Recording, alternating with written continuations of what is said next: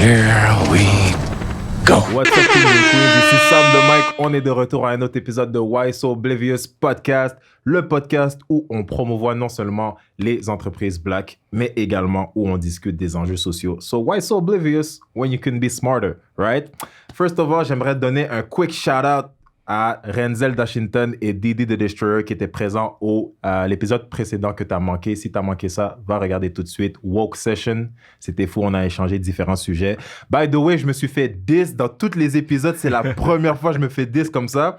Mais pour ceux qui ne savent pas, c'était normal, c'était voulu. Parce que, écoute, moi, à chaque fois que je vais au Bad Boys du Rire, qui est la meilleure plateforme de comédie, by the way, in town.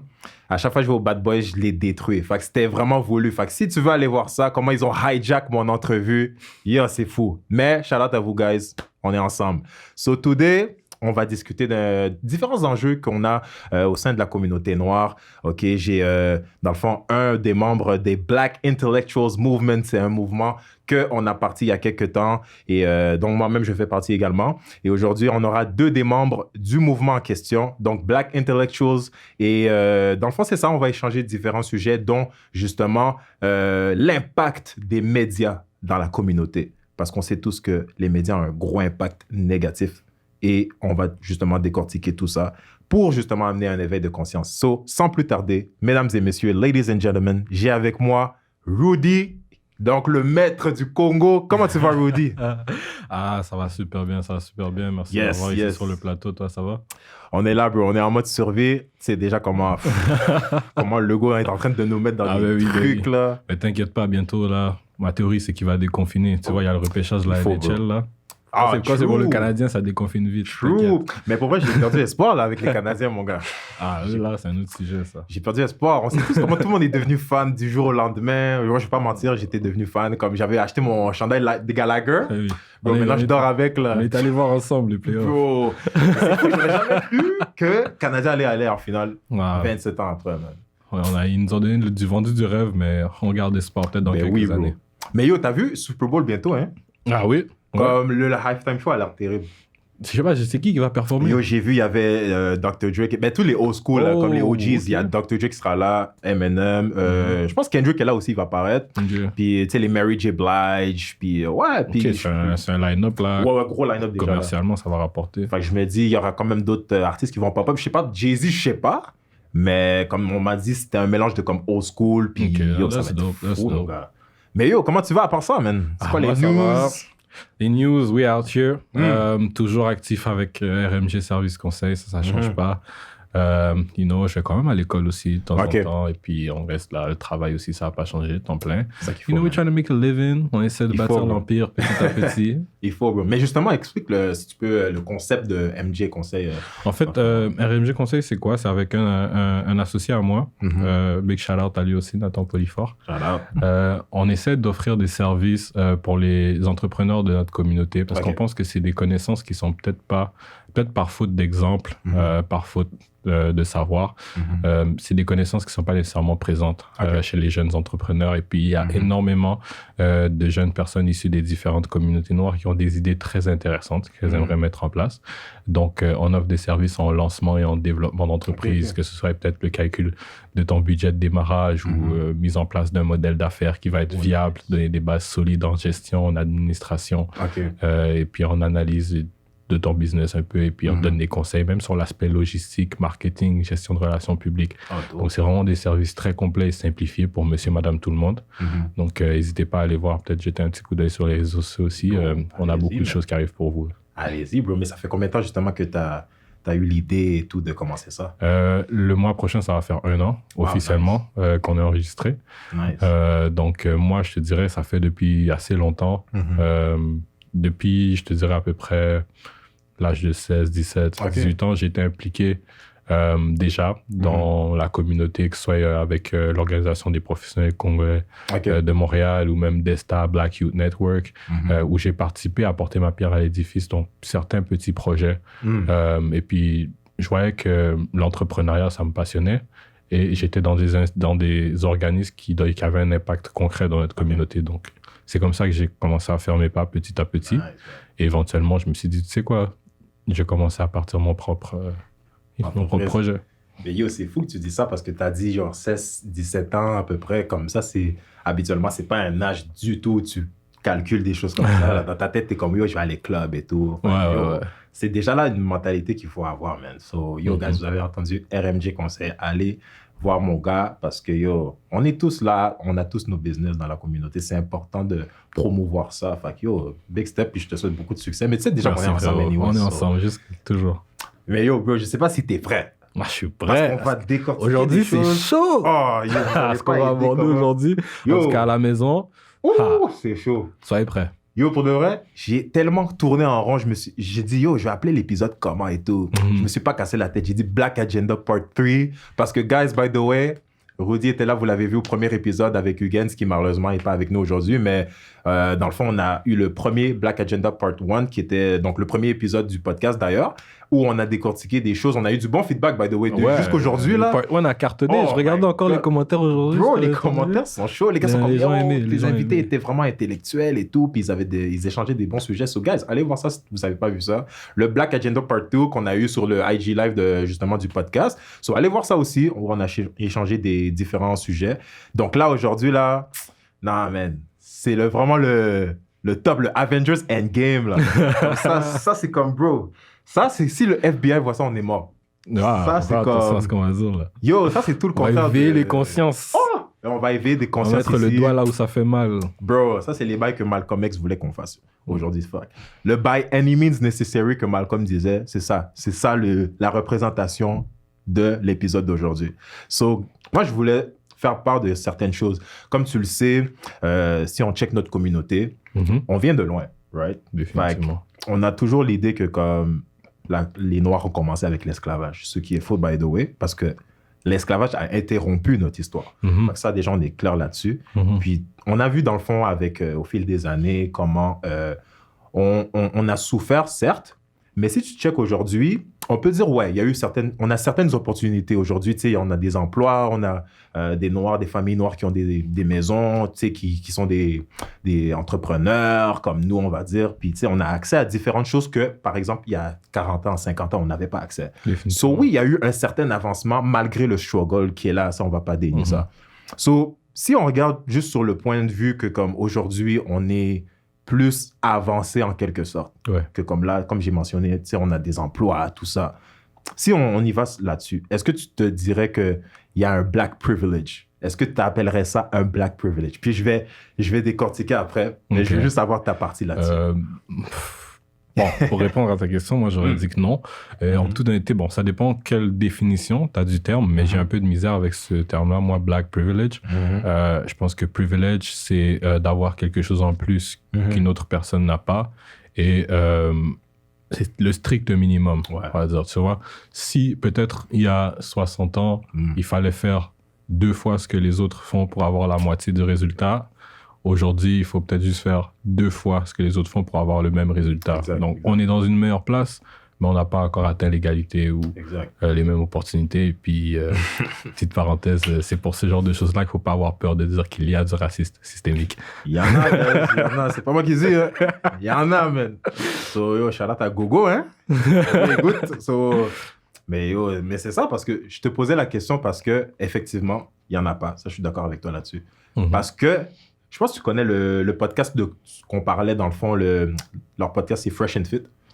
C'est les gars, là, si vous ne connaissez pas Fresh and Fit, allez même pas voir ça. Ouais, c'est mieux que vous ne connaissez pas, c'est bien. Dans le fond, ces partenaires-là, ils disaient que, il parlait à une femme noire, dans le fond. Je pense, on avait vu la vidéo où il s'adressait à une fille noire, puis il lui disait que c'est pas normal que vous dites que, il y a du white privilege quand il y a du black privilege. Parce que pour lui, la vision du black privilege, c'était que, par exemple, le fait que les personnes blanches peuvent pas dire le N-word, dans le fond.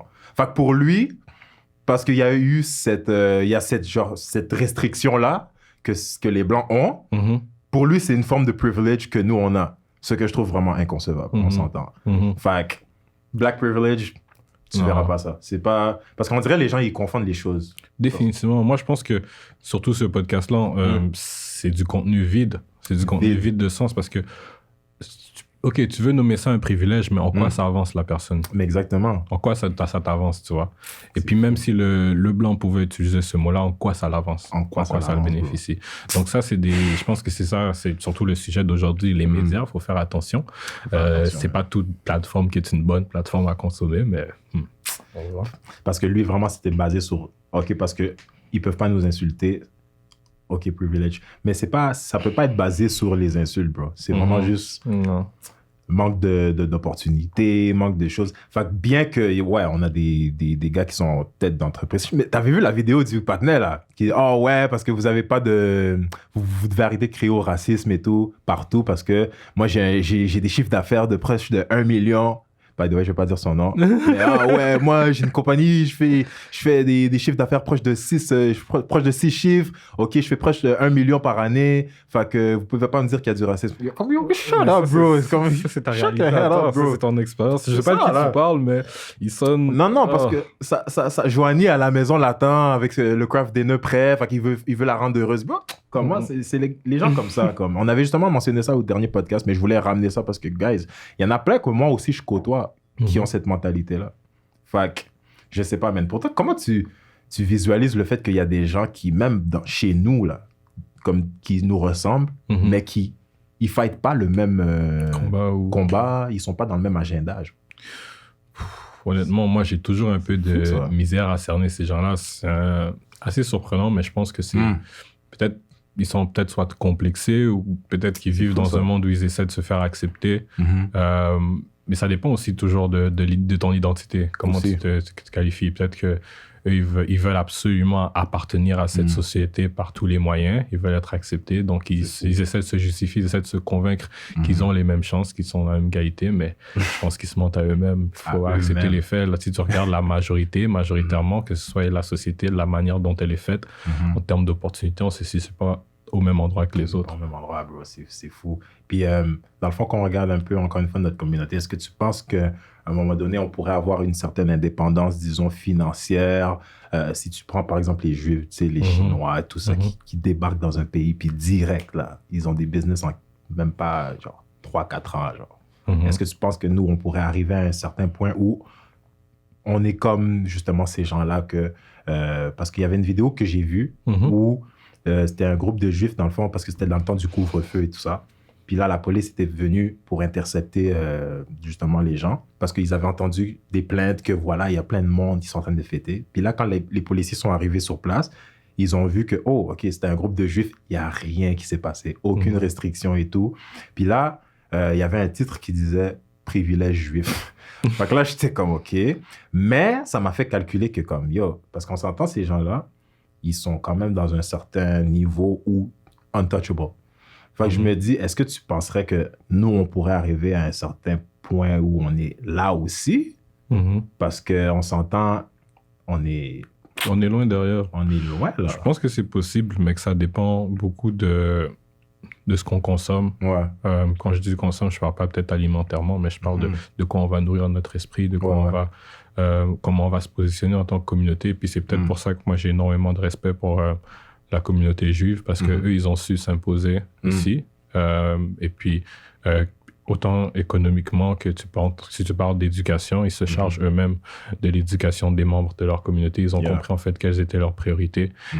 Tu vas les voir dans les postes peut-être d'élus dans leur arrondissement ou municipalité. Et puis ça va te donner beaucoup d'influence, que ce soit sur les forces de l'ordre, que ce soit sur tout ce qui est projet de développement urbain, toutes ces affaires-là, en fait, et que nous, on n'a pas encore. Donc, peut-être le problème, c'est que je pense qu'on est encore dans certains milieux un peu trop comme le divertissement et autres. Mais il faudrait qu'on ait plus d'acteurs dans les milieux qui peuvent concrètement faire une différence. Mais pour répondre à ta question, oui, mais c'est un long process. Long process. Mais c'est ça, je comprends pas comment on n'est pas arrivé là, bro. Parce que comme on a les moyens. Tu sais, par exemple, on a des gars comme des Jay-Z et tout, mais ça aussi, on va aller plus loin là-dedans. Mais tu sais, on a des gens qui ont les moyens. Mais comment ça se fait que, par exemple, tu vois pas un black school, tu vois pas un hôpital black? Tu sais, c'est comme, je me dis, on a les ressources pour, mais on met pas notre investissement dans les bonnes choses. par exemple, le statut, ça, c'est un truc que je voulais vraiment préciser. C'est un truc qui nous affecte parce que, tu sais, par exemple, Jordan ou Gucci, c'est plus dans ça que nous, on investit. Parce que tu veux avoir l'air, tu veux que la perception des gens envers toi soit vraiment comme, oh, OK, il y a des Gucci, OK, il y a ça, il y a ça, il y a ça. Fait que moi, je trouve que c'est un truc qui nous affecte comme pas possible, genre. Ouais, non, définitivement.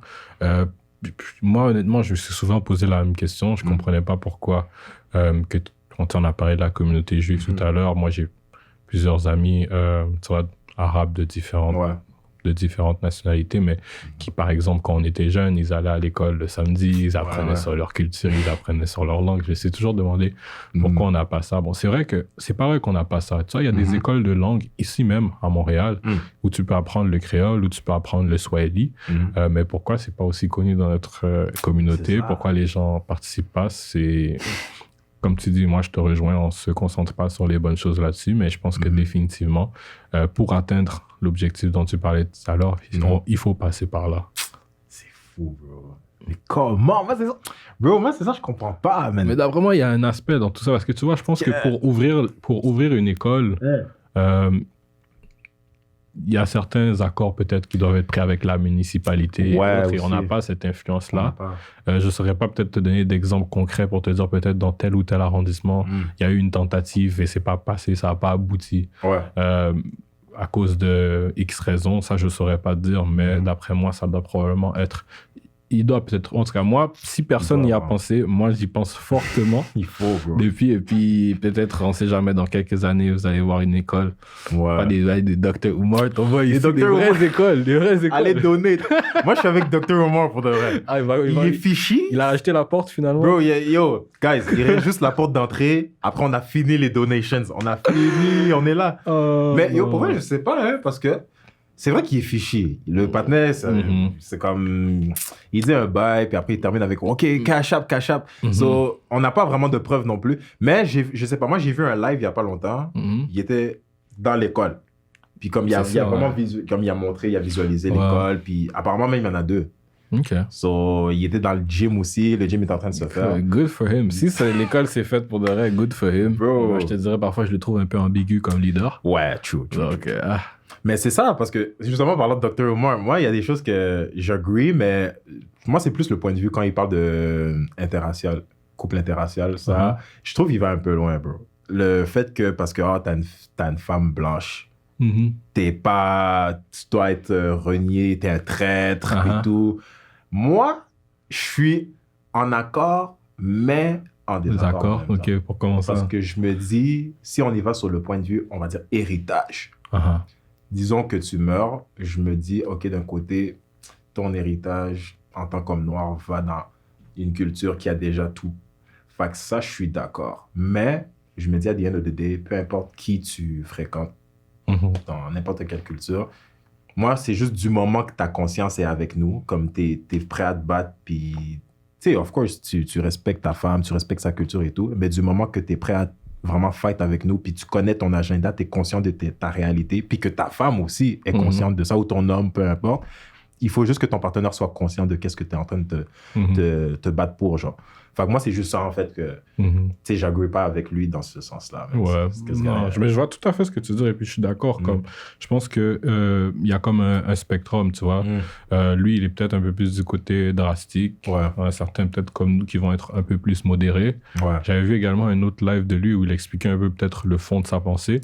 Comme quoi, lui, il voyait la famille comme à la base le noyau de la société, en fait. C'est vraiment une micro-société parce que quand tu nais dans une famille, c'est ta première expérience avec l'amour, ta première expérience avec l'autorité, ta première expérience avec la hiérarchie. Donc, c'est ce qui façonne vraiment ta perception de la société, de tes interactions avec d'autres êtres humains. Et puis, je pense, d'avoir une famille noire et d'avoir des bons exemples de famille noire, c'est ce qui va mettre des bonnes bases aux futures générations. Donc, là-dessus, ça, je suis d'accord avec lui. Je suis d'accord avec lui, mais je pense pas que c'est catégorique à ce point-là, dans le sens où tu peux, c'est pas mon cas, tu peux peut-être avoir des enfants métis, mais être capable de leur inculquer aussi les bonnes valeurs. Maintenant, la question, c'est est-ce que la majorité des gens qui sont dans des couples mixtes le font? Pour les femmes noires, peut-être. Pour les hommes noirs, je te cacherai pas que très souvent, j'ai vu des couples où l'homme et la femme ont une culture différente. L'enfant est presque 75%, 90% hérité de la culture de la mère parce que l'homme ne fait même pas nécessairement l'effort de le transmettre. You know? Ça, c'est vrai. Mais ça, c'est vrai parce que j'en ai côtoyé aussi d'ailleurs. Puis, yo, c'est vraiment le père toujours qui est le typique caractère du père qui va pas faire tant d'efforts. Mais il y en a. C'est une image qui colle à la peau des hommes noirs beaucoup, hein, quand on parle de peut-être couple mixte ou de responsabilité familiale et tout. Puis je pense que c'est surtout pour continuer avec le sujet d'aujourd'hui, la manière dont c'est dépeint dans les médias. C'est grave, là. On souffre, là. Mais je me dis, on dirait, j'ai toujours eu cette impression-là. Justement, si on regarde toujours dans les couples mixtes, j'ai l'impression que nous, les hommes noirs, on a plus tendance à... on a plus tendance à aller chercher dans les autres races que les femmes noires, eux, le font. Ouais. Mais l'affaire que je comprends pas, c'est pourquoi, justement.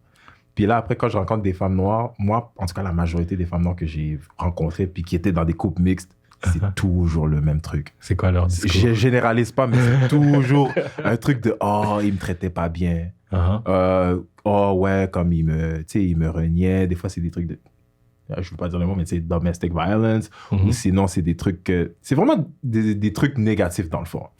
Puis, dans le fond, c'est plus quand je rencontre des femmes noires. OK. Et des hommes noirs, donc. Puis quand je regarde des hommes noirs, bro, c'est des trucs bêtes, genre. Genre, c'est comme, comme si je serais avec ma sœur. Genre, ouais. Ou il y en a d'autres, c'est mais elles sont plus faciles à avoir. Les femmes blanches sont plus faciles à avoir. Les femmes noires sont toujours violentes. Ils parlent beaucoup, ils parlent fort. Moi, je veux pas une fille qui porte des greffes. Je veux pas de perruque. Ouais, des excuses bêtes. Non, bro, fait que je sais pas si c'est un cercle vicieux. Tu vas chez la femme noire, c'est comme oh non, mais il m'a maltraité. Tu vas chez l'homme noir, c'est comme oh non, mais il parle beaucoup. Il parle trop. Mais...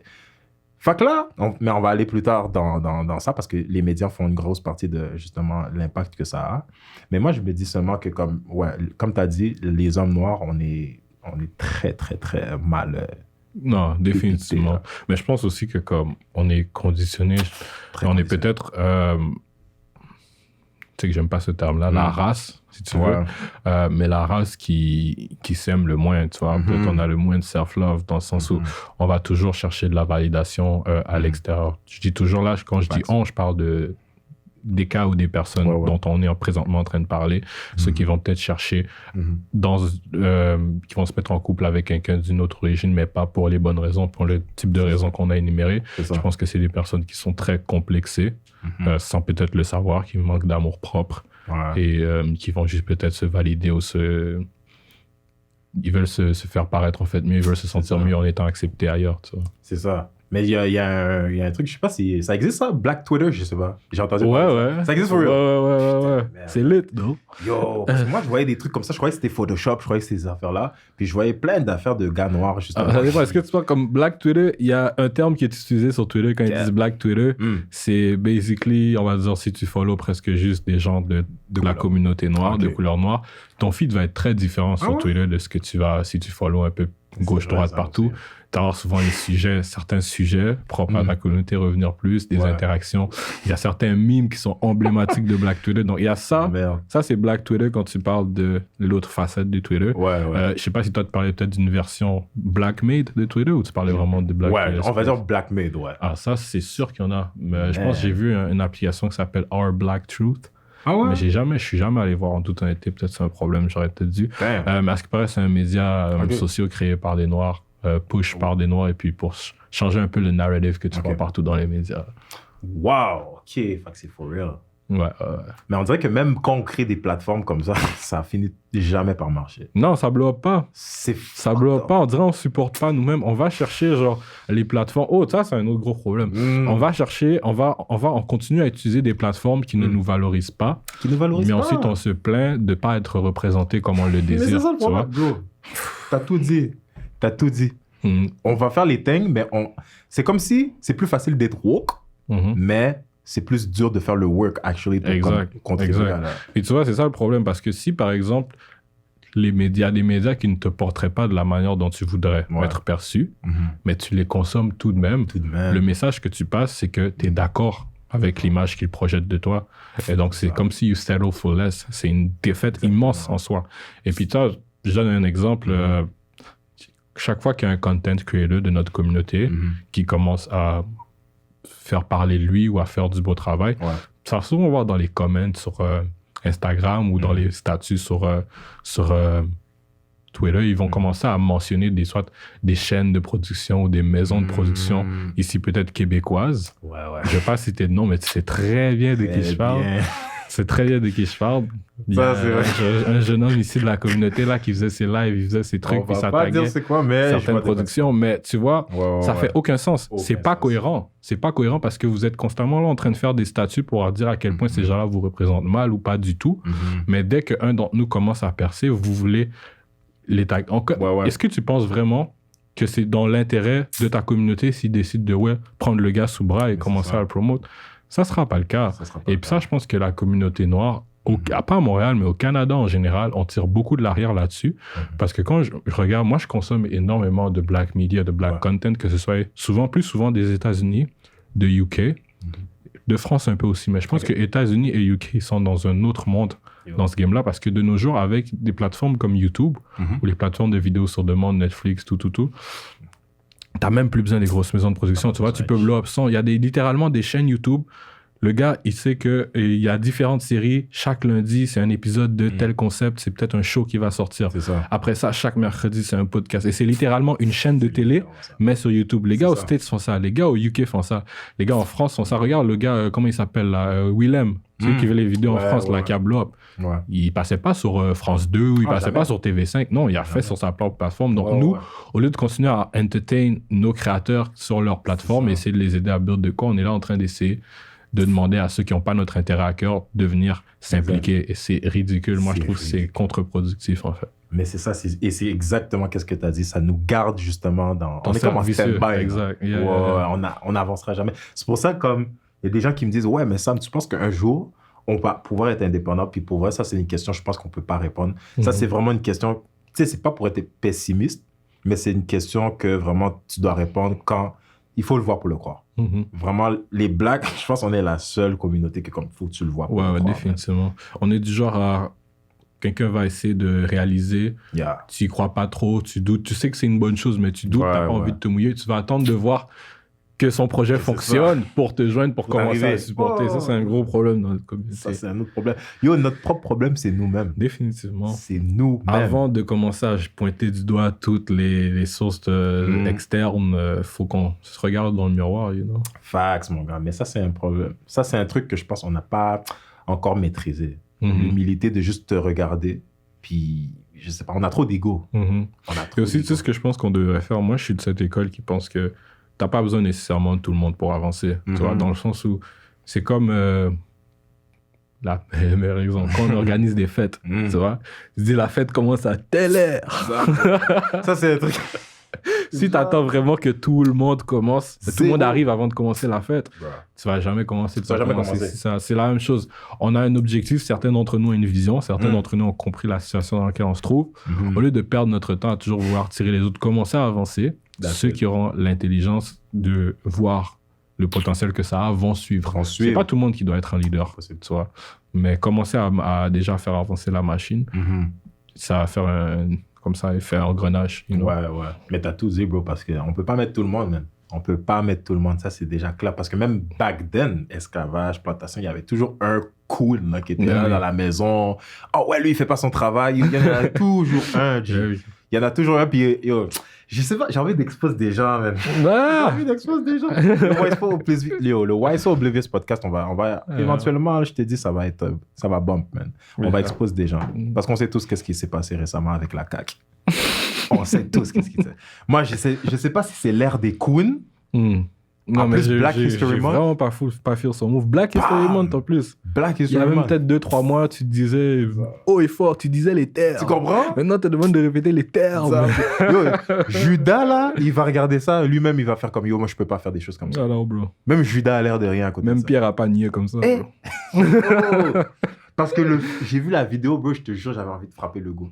Mais j'avais encore plus envie de la gifler, elle. Non, c'est elle le problème. Parce que vraiment, tu voyais que elle était contrôlée aussi en même temps.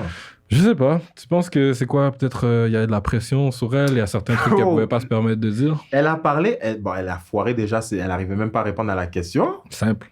Claire. Une question oui, non, une question fermée. Ouais, puis déjà là, il manque une syllabe. Comment tu dis raciste?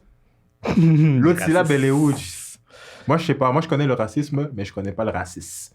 Bilo, quand elle a... En tout cas, elle a dit qu'est-ce qu'elle avait à dire. Puis c'est comme si le go était comme... Hey, bravo, tu fais bête ta job. Mais la façon qu'il a dit ça, c'est comme si... On l'a vu intervenir là-dessus? Ouais, comme si il a félicité, mais comme j'ai calculé, c'est comme si c'était comme un bravo, comme ouais, t'as dit qu'est-ce que je t'ai dit de dire, genre. Moi aussi, c'est pour ça que j'ai souvent un problème avec les leaders, peut-être, de notre communauté, parce que t'en as qui sont vraiment pressés de monter sur la tribune, de vouloir les défendre, mais dès qu'ils atteignent une certaine satisfaction personnelle, tout d'un coup, on dirait leur combat perd en vigueur ou ils sont plus les mêmes personnes, tu vois. Je sais que la politique, c'est un domaine assez compliqué. C'est un domaine où il y a énormément d'enjeux qu'il faut prendre en compte. Mais si tu veux te mettre de l'avant, nous fais pas honte comme ça, s'il vous plaît, bro. Non, parce que moi, je suis tanné, parce que je suis là en train de parler comme nous, on est des gars qui parlent. Puis après, quand il y a des choses comme ça qui arrivent, les gens, ils vont me dire, hey, mais quand je comprends pas, vous êtes là, vous parlez, vous faites vos militants, mais regarde, tu sais, c'est comme... Là, après, je sais pas quoi répondre à ces gens-là, bro. Moi, c'est juste ça qui me dérange, man. Pour le reste, ça me dérange, bro. Mais c'est fou. Okay, j'ai perdu ma question. Je voulais justement continuer avec les conneries. Mais qu'est-ce que tu penses de Black History Month? Black History Month. Est-ce que c'est vraiment pour les Noirs? C'est ça la question que je me pose. Est-ce que c'est vraiment pour les Noirs? Parce que l'affaire, c'est que ça devrait pas être pour nous. Dans le sens où... En fait, pourquoi je demande ça? Parce que si tu dis que c'est pas pour les Noirs... Là, ouais, je suis d'accord avec. Je trouve que c'est un bon concept. Tu vas essayer de promouvoir ton histoire, essayer de faire connaître ton histoire pour les autres. Normalement, les Noirs, on ne devrait pas avoir besoin de ça. Tu vois? Comment ils s'appellent, là? Ceux qui ont envoyé Christophe Colomb, là, ils ont pas besoin de... Ils savent que ça fait partie de leur histoire, ça. Et tous les Napoléons, les Français, ils savent que ça fait partie de leur histoire. Ils n'ont pas besoin d'un mois de Napoléon, tu vois. Pourquoi nous, pour célébrer nos héros, on aurait besoin d'un seul mois dans tous les 12 mois de l'année pour se rappeler qu'on est noir, pour se rappeler que certains d'entre nous ont accompli de grandes choses. C'est ça que je pense pas que ça devrait être pour les Noirs. C'est triste, en fait, si c'est pour les Noirs, tu vois. C'est au quotidien. Moi, chaque jour, 365 jours par année, je suis noir. Chaque jour, je me rappelle de ce que mes ancêtres ont fait. Je suis toujours fier de l'histoire du Congo. Je suis fier des Lumumba. Je suis fier des Okito. Tous ces gens-là. Tu vois. Donc, non, je pense pas que ce soit pour les Noirs, Black History Month. Je suis pas totalement d'accord, bro. Je suis totalement d'accord parce que, oui, c'est une chose. Moi, écoute, je suis pas, on va dire, contre parce que, tu sais, OK, vous êtes en train de promouvoir les faits historiques et tout. Mais c'est comme tu as dit, bro, c'est comme, tu peux pas limiter ça à un mois. Puis en plus, le plus court. Le plus court. C'est trop facile de juste se réfugier là-dedans. Tu vois, tout le monde va commencer à faire des posts, tout le monde va commencer à écrire là-dessus, mais le reste de l'année, tout le monde est silencieux. Mais c'est ça. Donc, ça va nous faire en retomber dans ce même cercle vicieux, tu vois. En fait, partout dans la société, que ce soit dans les médias, on dirait on essaie de nous garder dans ce service et nous, on adhère. Ouais.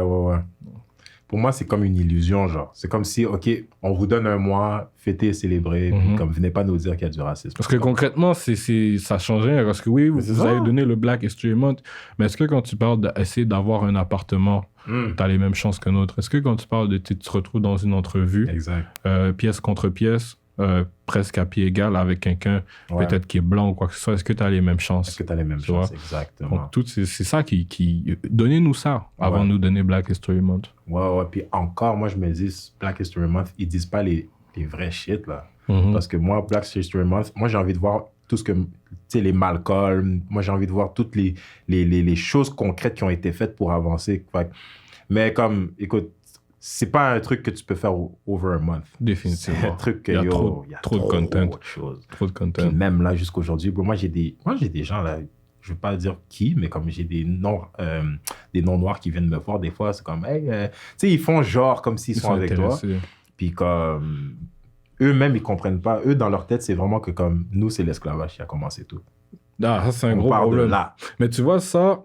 C'est une grande manipulation politique. C'est un des plus gros succès des racistes. Nous faire croire que l'esclavage, ça fait partie de notre histoire, tandis que l'esclavage, ça fait pas partie de l'histoire des Noirs, ça fait partie de l'histoire des Blancs. Tu vois, nous, notre histoire, le continent africain, c'est le continent, le premier continent où la vie littéralement existait. on a les plus anciennes civilisations, on a les plus anciens empires. Donc, c'est pas vrai que comme notre histoire a commencé là. Mais ce qu'ils ont compris, en fait, c'est qu'ils devaient nous briser mentalement avant de nous briser physiquement, en nous faisant oublier notre histoire, en nous faisant oublier d'où on vient, en nous faisant croire que on était bon qu'à travailler dans les champs pour les tâches physiques et tout. Donc, tu enlèves tout ce qui est intellectuel. Et tu nous fais croire, en fait, c'est ça, on a été conditionnés à y croire nous-mêmes. You know? Yo, parlant de ça, est-ce que tu penses qu'on est encore mentalement enslaved? Définitivement. Définitivement. La grande majorité des Noirs aujourd'hui, même ceux qui vivent leur vie au quotidien sans s'en rendre compte, ils sont mentalement enslaved. C'est fou, bro. Puis ça, c'est ça qui montre que comme, yo, ils ont juste eu besoin de justement détruire la communauté pour qu'eux-mêmes le fassent après. Fait que ça, c'est comme quelque chose que comme... C'est ça. En fait, nous-mêmes, on le continue, ce qu'ils ont déjà commencé. Ils ont même plus besoin. Ça, je te dis, c'est leur plus grande victoire, des racistes. Parce qu'ils ont imposé quelque chose qui, c'est quoi, depuis 1400 jusqu'à là, aujourd'hui, on est en 2022, donc depuis plus de 600 ans, le système continue à rouler comme neuf, you know? C'est fou, bro. Parce que ça part d'il y a longtemps, là. Mais comment tu penses, justement, je pense que je t'avais déjà posé cette question, mais concernant, justement, l'adaptation à l'esclavage. Genre, comment, tu sais, quand ils sont arrivés, ils nous ont... Ah, ben c'est Dan. Tu sais, quand ils sont arrivés, puis qu'ils ils ont déconstruit, dans le fond, le peuple noir, comment, d'après toi, c'est arrivé? Genre, comment on est passé d'être empereur, pharaon, toutes ces choses-là, à justement... être là où on est aujourd'hui, bro. Comment, parce qu'on avait le royaume Congo, par exemple. Royaume Congo, bro, c'est comme... Le royaume le plus centralisé de tout. C'était le 16e siècle. Tout, incluant les royaumes européens. La manière dont l'Empire était géré, les Européens même étaient surpris quand ils sont arrivés, tu vois. Mais je pense que ça a commencé par la famille. OK. By the way, est-ce qu'on attend pour Dan ou on continue straight up ce sujet? Ouais, fait que dans le fond, on va faire une petite pause, puis on revient avec notre invité qui sera Dan, donc un autre membre des Black Intellectuals. So, peace. On your name or whatever.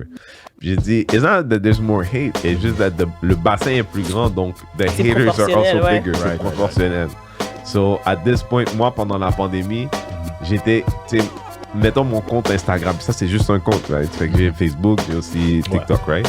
Mais mon compte Instagram touche 1 million de personnes par mois, right?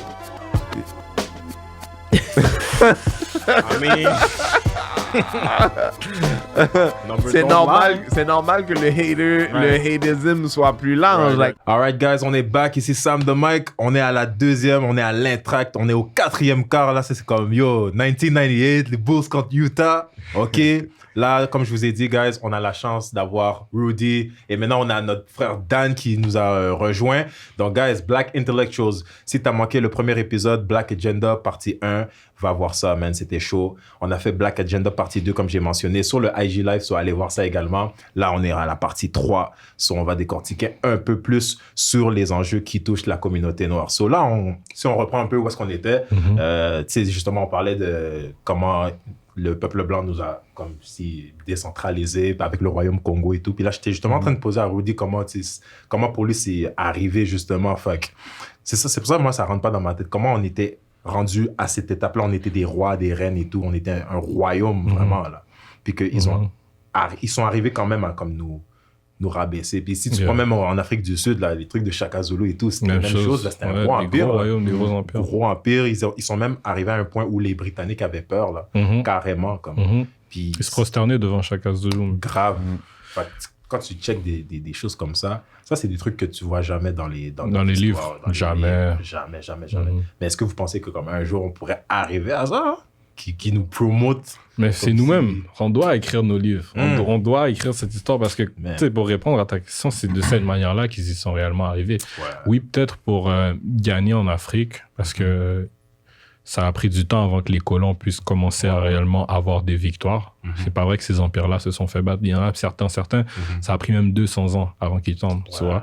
Donc, ils ont su tirer profit des conflits intracommunautaires. Et puis, une fois qu'on était désunis, c'est vraiment, comme on disait tout à l'heure, de briser, d'effacer notre histoire pour manipuler notre perception qu'on a de nous-mêmes, mais aussi de briser des structures très importantes, comme on disait tout à l'heure, la famille, you know. Soit, dans une famille, quand la femme se sent comme si son homme n'est pas capable de la protéger et quand l'homme se sent comme si sa femme ne le soutient pas, Là, tu déstabilises toute la structure parce que même dans la trinité africaine, tu as l'enfant, qui est le troisième membre, qui se retrouve à ce moment-là sans repère, ou ce qu'il observe, il n'y a pas de concordance entre le père, la mère, et puis il est dans un environnement qui n'est pas propice à son développement ou à son estime, où il ne va pas se build up, se construire, tu vois. Donc, je pense que c'est vraiment comme ça, c'est sur ces aspects-là, profiter des conflits qu'on avait déjà intra-communautaires, parce que le panafricanisme, ça, c'est vraiment du 20e siècle. Ça n'existait pas avant. Pour nous, tu pouvais être Peul au Mali, tu pouvais être Mukongo au Congo, tu pouvais être Kizulu, et puis non, t'es pas mon frère, tu vois. Tu peux être Amara en Éthiopie. On a la peau noire, mais notre ressemblance se limite là, parce que l'Afrique, on se connaissait. En fait, on était tout ce qu'on connaissait, c'était vraiment l'Afrique. Bon, pas tout ce qu'on connaissait parce qu'il y avait du commerce avec l'Asie, avec l'Inde, et puis même avant que les Européens arrivent. Mais c'est plus facile de voir les différences si on était tous ensemble et qu'il n'y a personne à la peau blanche, il n'y a personne à la peau très claire qui va venir. C'est plus facile de voir les différences de « Oh, toi, t'as plus le nez fin. Oh, toi, t'as plus ceci. » Donc, on ne se voyait pas comme un amalgame, juste les Noirs. On ne se voyait pas comme une population. Donc, eux, ils ont su tirer profit de ça. Et puis, comme je te dis, c'est d'effacer notre histoire et puis de démanteler les institutions comme la famille et tout. Là. C'est fort, mon gars. Mais justement, Dan, comme tu es là, on va aller droit au but. J'ai gardé ça pour vous, guys. On a eu une grosse discussion il y a quelques jours concernant l'impact des médias dans la communauté noire. Parce qu'on sait qu'est-ce que ça a comme effet. Moi, je voulais vous poser comme question. OK. Sur 10, combien vous mettrez l'impact qu'a eu les médias comme l'impact négatif que les médias ont eu, genre, comment tu raterais ça sur 10, genre? Moi, je mettrais 20. Moi, je mets 20 direct, bro. Damn. Ben, si toi, tu mets 20, moi, je mets 25, 30 en montant. Qui dit mieux? Moi, je dis, de plus en plus que les années avancent, de plus en plus que ça s'empire, tu vois. Avec tous les réseaux, les social media, tout ça. Tu vois, ça s'empire à chaque année. Chaque année, même. L'information, de plus en plus que l'information est accessible, de plus en plus, il y a plus d'informations, donc c'est plus facile de se mélanger, de tomber dans un piège, tu vois. Donc, moi, je me dis que tant qu'il y aura plus de social media et tout ça, ça va de plus en plus empirer. Donc, il faut juste prendre conscience, réfléchir et tout. Mais je vous dis que si ça continue comme ça, ça va en fait, il faut vraiment faire attention à ce qu'on consomme. Parce que tant qu'on continue, on continue à leur donner ce pouvoir-là. Et puis, ces chiffres-là, tu reposes la même question dans 3, dans 4 ans, il va juste augmenter encore. C'est ça. Parce que, bro, moi, parce que c'est toi l'expert en rap, bro. Je voulais vraiment aller comme sur l'industrie musicale, man. Ça, mon gars, comme si on prend, par exemple, la popularité versus le mainstream, pour vous, ça serait quoi, genre, la différence des deux, genre? Parce qu'on sait tous qu'on a des rappeurs dans notre communauté. On a des Kendrick aujourd'hui, on a des gars qui rappent sur la culture.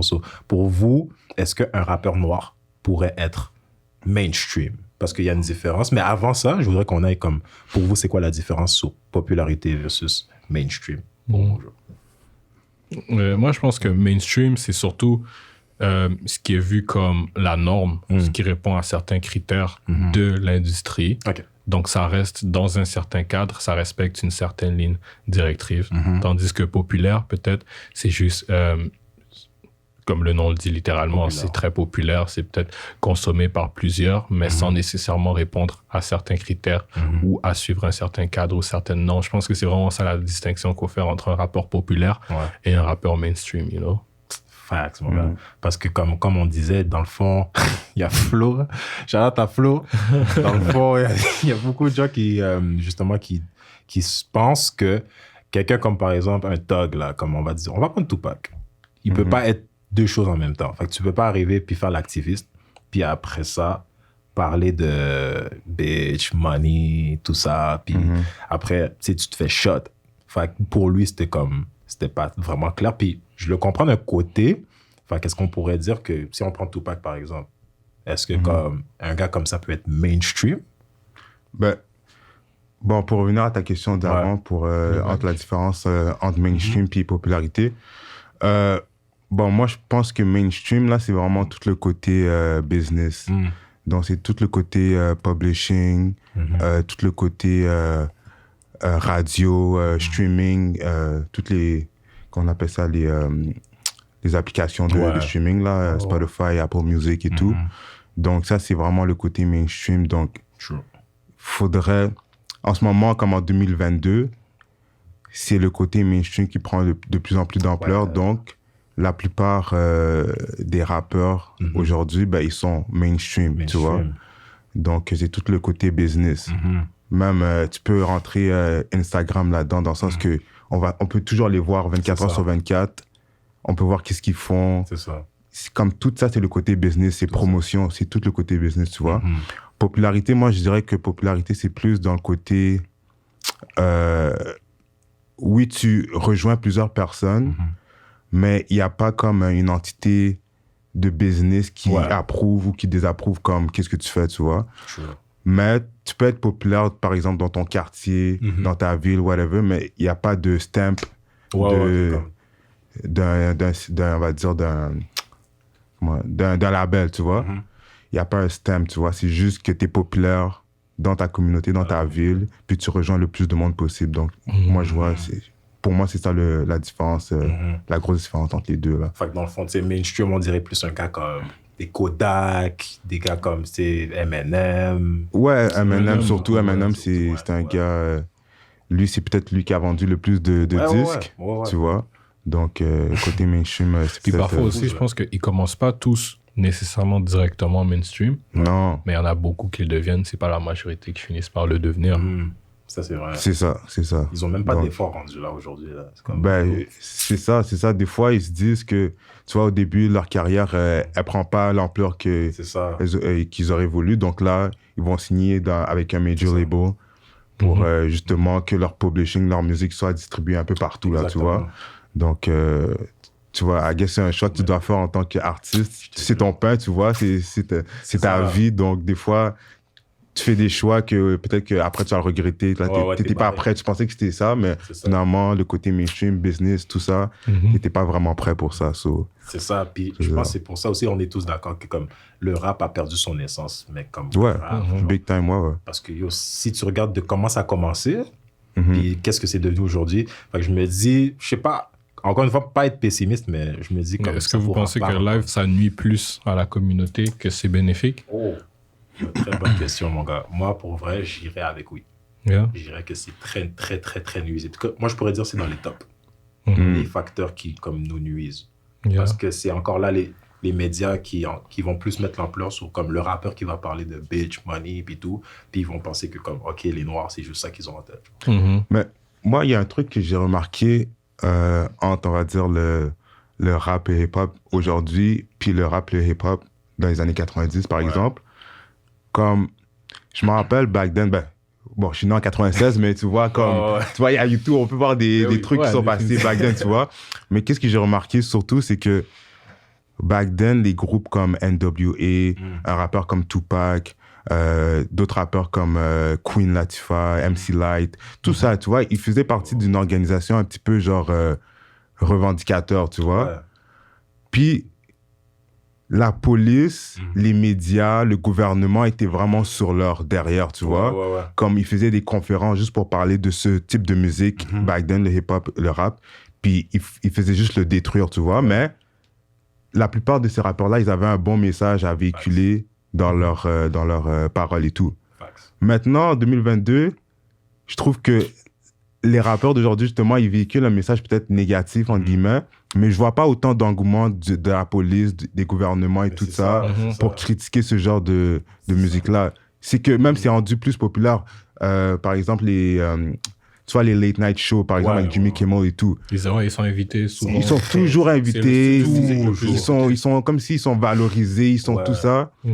Mais comme, je me dis pourquoi back then, il n'y avait pas ça. Avant, dans les années 90, le seul host qui valorisait comme ce genre de musique-là, c'était Arsenio Hall, tu vois. Il y avait lui, c'était le seul, puis c'était le seul black peut-être qui avait un TV show, donc, tu vois. Mais après lui, il s'est passé plein de trucs avec lui, donc là, I guess qu'ils l'ont barré, puis il est plus là. Mais là, tu vois, les choses ils ont changé, puis là, ils valorisent sans dire des messages négatifs au lieu que... Tu vois? Donc... Mais je sais pas, vous avez vu l'épisode, il y a une vidéo sur YouTube où justement il s'était fait step par les membres de LGBT. Je ne vais pas trop rentrer non plus. Parce qu'ils vont cancel le Mais bro, ils s'est fait step. Bro, ils sont rentrés en nombreux dans le studio. Là. Mais il y a stood up là, comme il a vraiment parlé, il a dit yo, comme je suis pas contre vous. Fait que si vous voulez si vous voulez un épisode où je parle de ça, où je parle de votre réalité, juste venez quand je vais trouver quelqu'un d'intéressant dans votre communauté. C'est là que je vais le faire. C'est ça. Direct, parce que je pense le heckler, on appelle ça un heckler, genre lui il disait que t'invites jamais des artistes ou des célébrités qui viennent de leur culture, leur communauté. Donc là, Arsenio, il a pas pris ça parce qu'il s'est dit, s'il y a quelqu'un qui a du talent puis qui vient de votre communauté, ben là, s'il est intéressant, ben je vais l'inviter à mon show. Mais sinon, il n'y a pas de raison de l'inviter juste parce qu'il vient d'une communauté, tu vois. C'est ça, bro. Donc c'était un peu bizarre, mais voilà. Mais bro, si je reprends qu'est-ce que tu as dit, comme on a mentionné les Queen Latifah, tous ces gens-là, pour moi, personnellement, ces gens-là, c'est comme tu as dit, ils étaient à un certain moment, ils étaient en train de revendiquer leurs droits et tout, à travers leur musique. Mais je me dis que quand tu atteins un certain niveau dans ta carrière, il y a certaines choses que tu peux plus, man. Comme si je prends... Moi, les gars comme Jay-Z et tout, je les respecte. Comme le gars, il est milliardaire, là, comme il est rendu. Mais je me dis que comme si tu t'attends à ce que Jay-Z parle pour les droits des Noirs, tu verras, tu peux pas voir vraiment. C'est comme si tu dis Oprah. Tu verras jamais Oprah parler pour nous, là. Même Oprah, elle est barrée. Oprah est barrée, net. Fini. Mais tu sais, Jay-Z, par exemple, Jay-Z, lui, c'est vrai qu'il parle pas beaucoup, mais il agit dans le sens où il fait souvent des donations, il va souvent peut-être payer des avocats pour un tel ou un tel, s'arranger pour régler peut-être des problèmes judiciaires d'une famille ou quoi que ce soit. Mais encore assez ambigu comme personnage parce que j'ai entendu des histoires de business moves qu'il finesse beaucoup des frères de la communauté mais il faut faire attention justement avec ce leadership là. Mais bro, moi c'est ça mon problème avec eux parce que je me dis que même si tu vois des 50 par exemple qui sont là en train de redonner pour la communauté, je sais pas, pour moi c'est comme une illusion, bro, parce que à the end of the day c'est l'homme blanc qui te paye tes chèques. Fait qu'il y a quand même quelque part, il doit y avoir quelqu'un qui leur dit « Yo, bro, OK, c'est chill, comme donne pour ta communauté, mais comme si t'es pour parler d'activisme, comme toi, genre. » Mais je me dis en même temps, tu vois, entre, on va dire, 50 Cent et Jay-Z, tu sais, il y a un gros statut, il y a une différence dans le statut, tu vois. J'ai l'impression que Jay-Z, à chaque fois qu'il fait un truc pour la communauté, on va dire là, comme...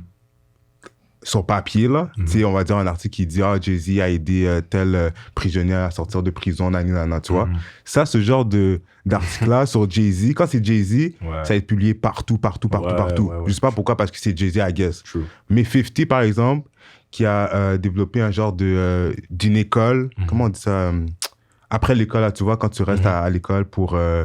l'aide aux devoirs ou tout ça, mais lui, il a organisé comme un genre de classe pour apprendre aux jeunes des business, tu vois, disons des trucs sur la business, si tu as une entreprise, tu vois, des trucs comme ça. Mais cette nouvelle-là, elle n'a pas franchi elle n'a pas traversé tous les médias, tu vois.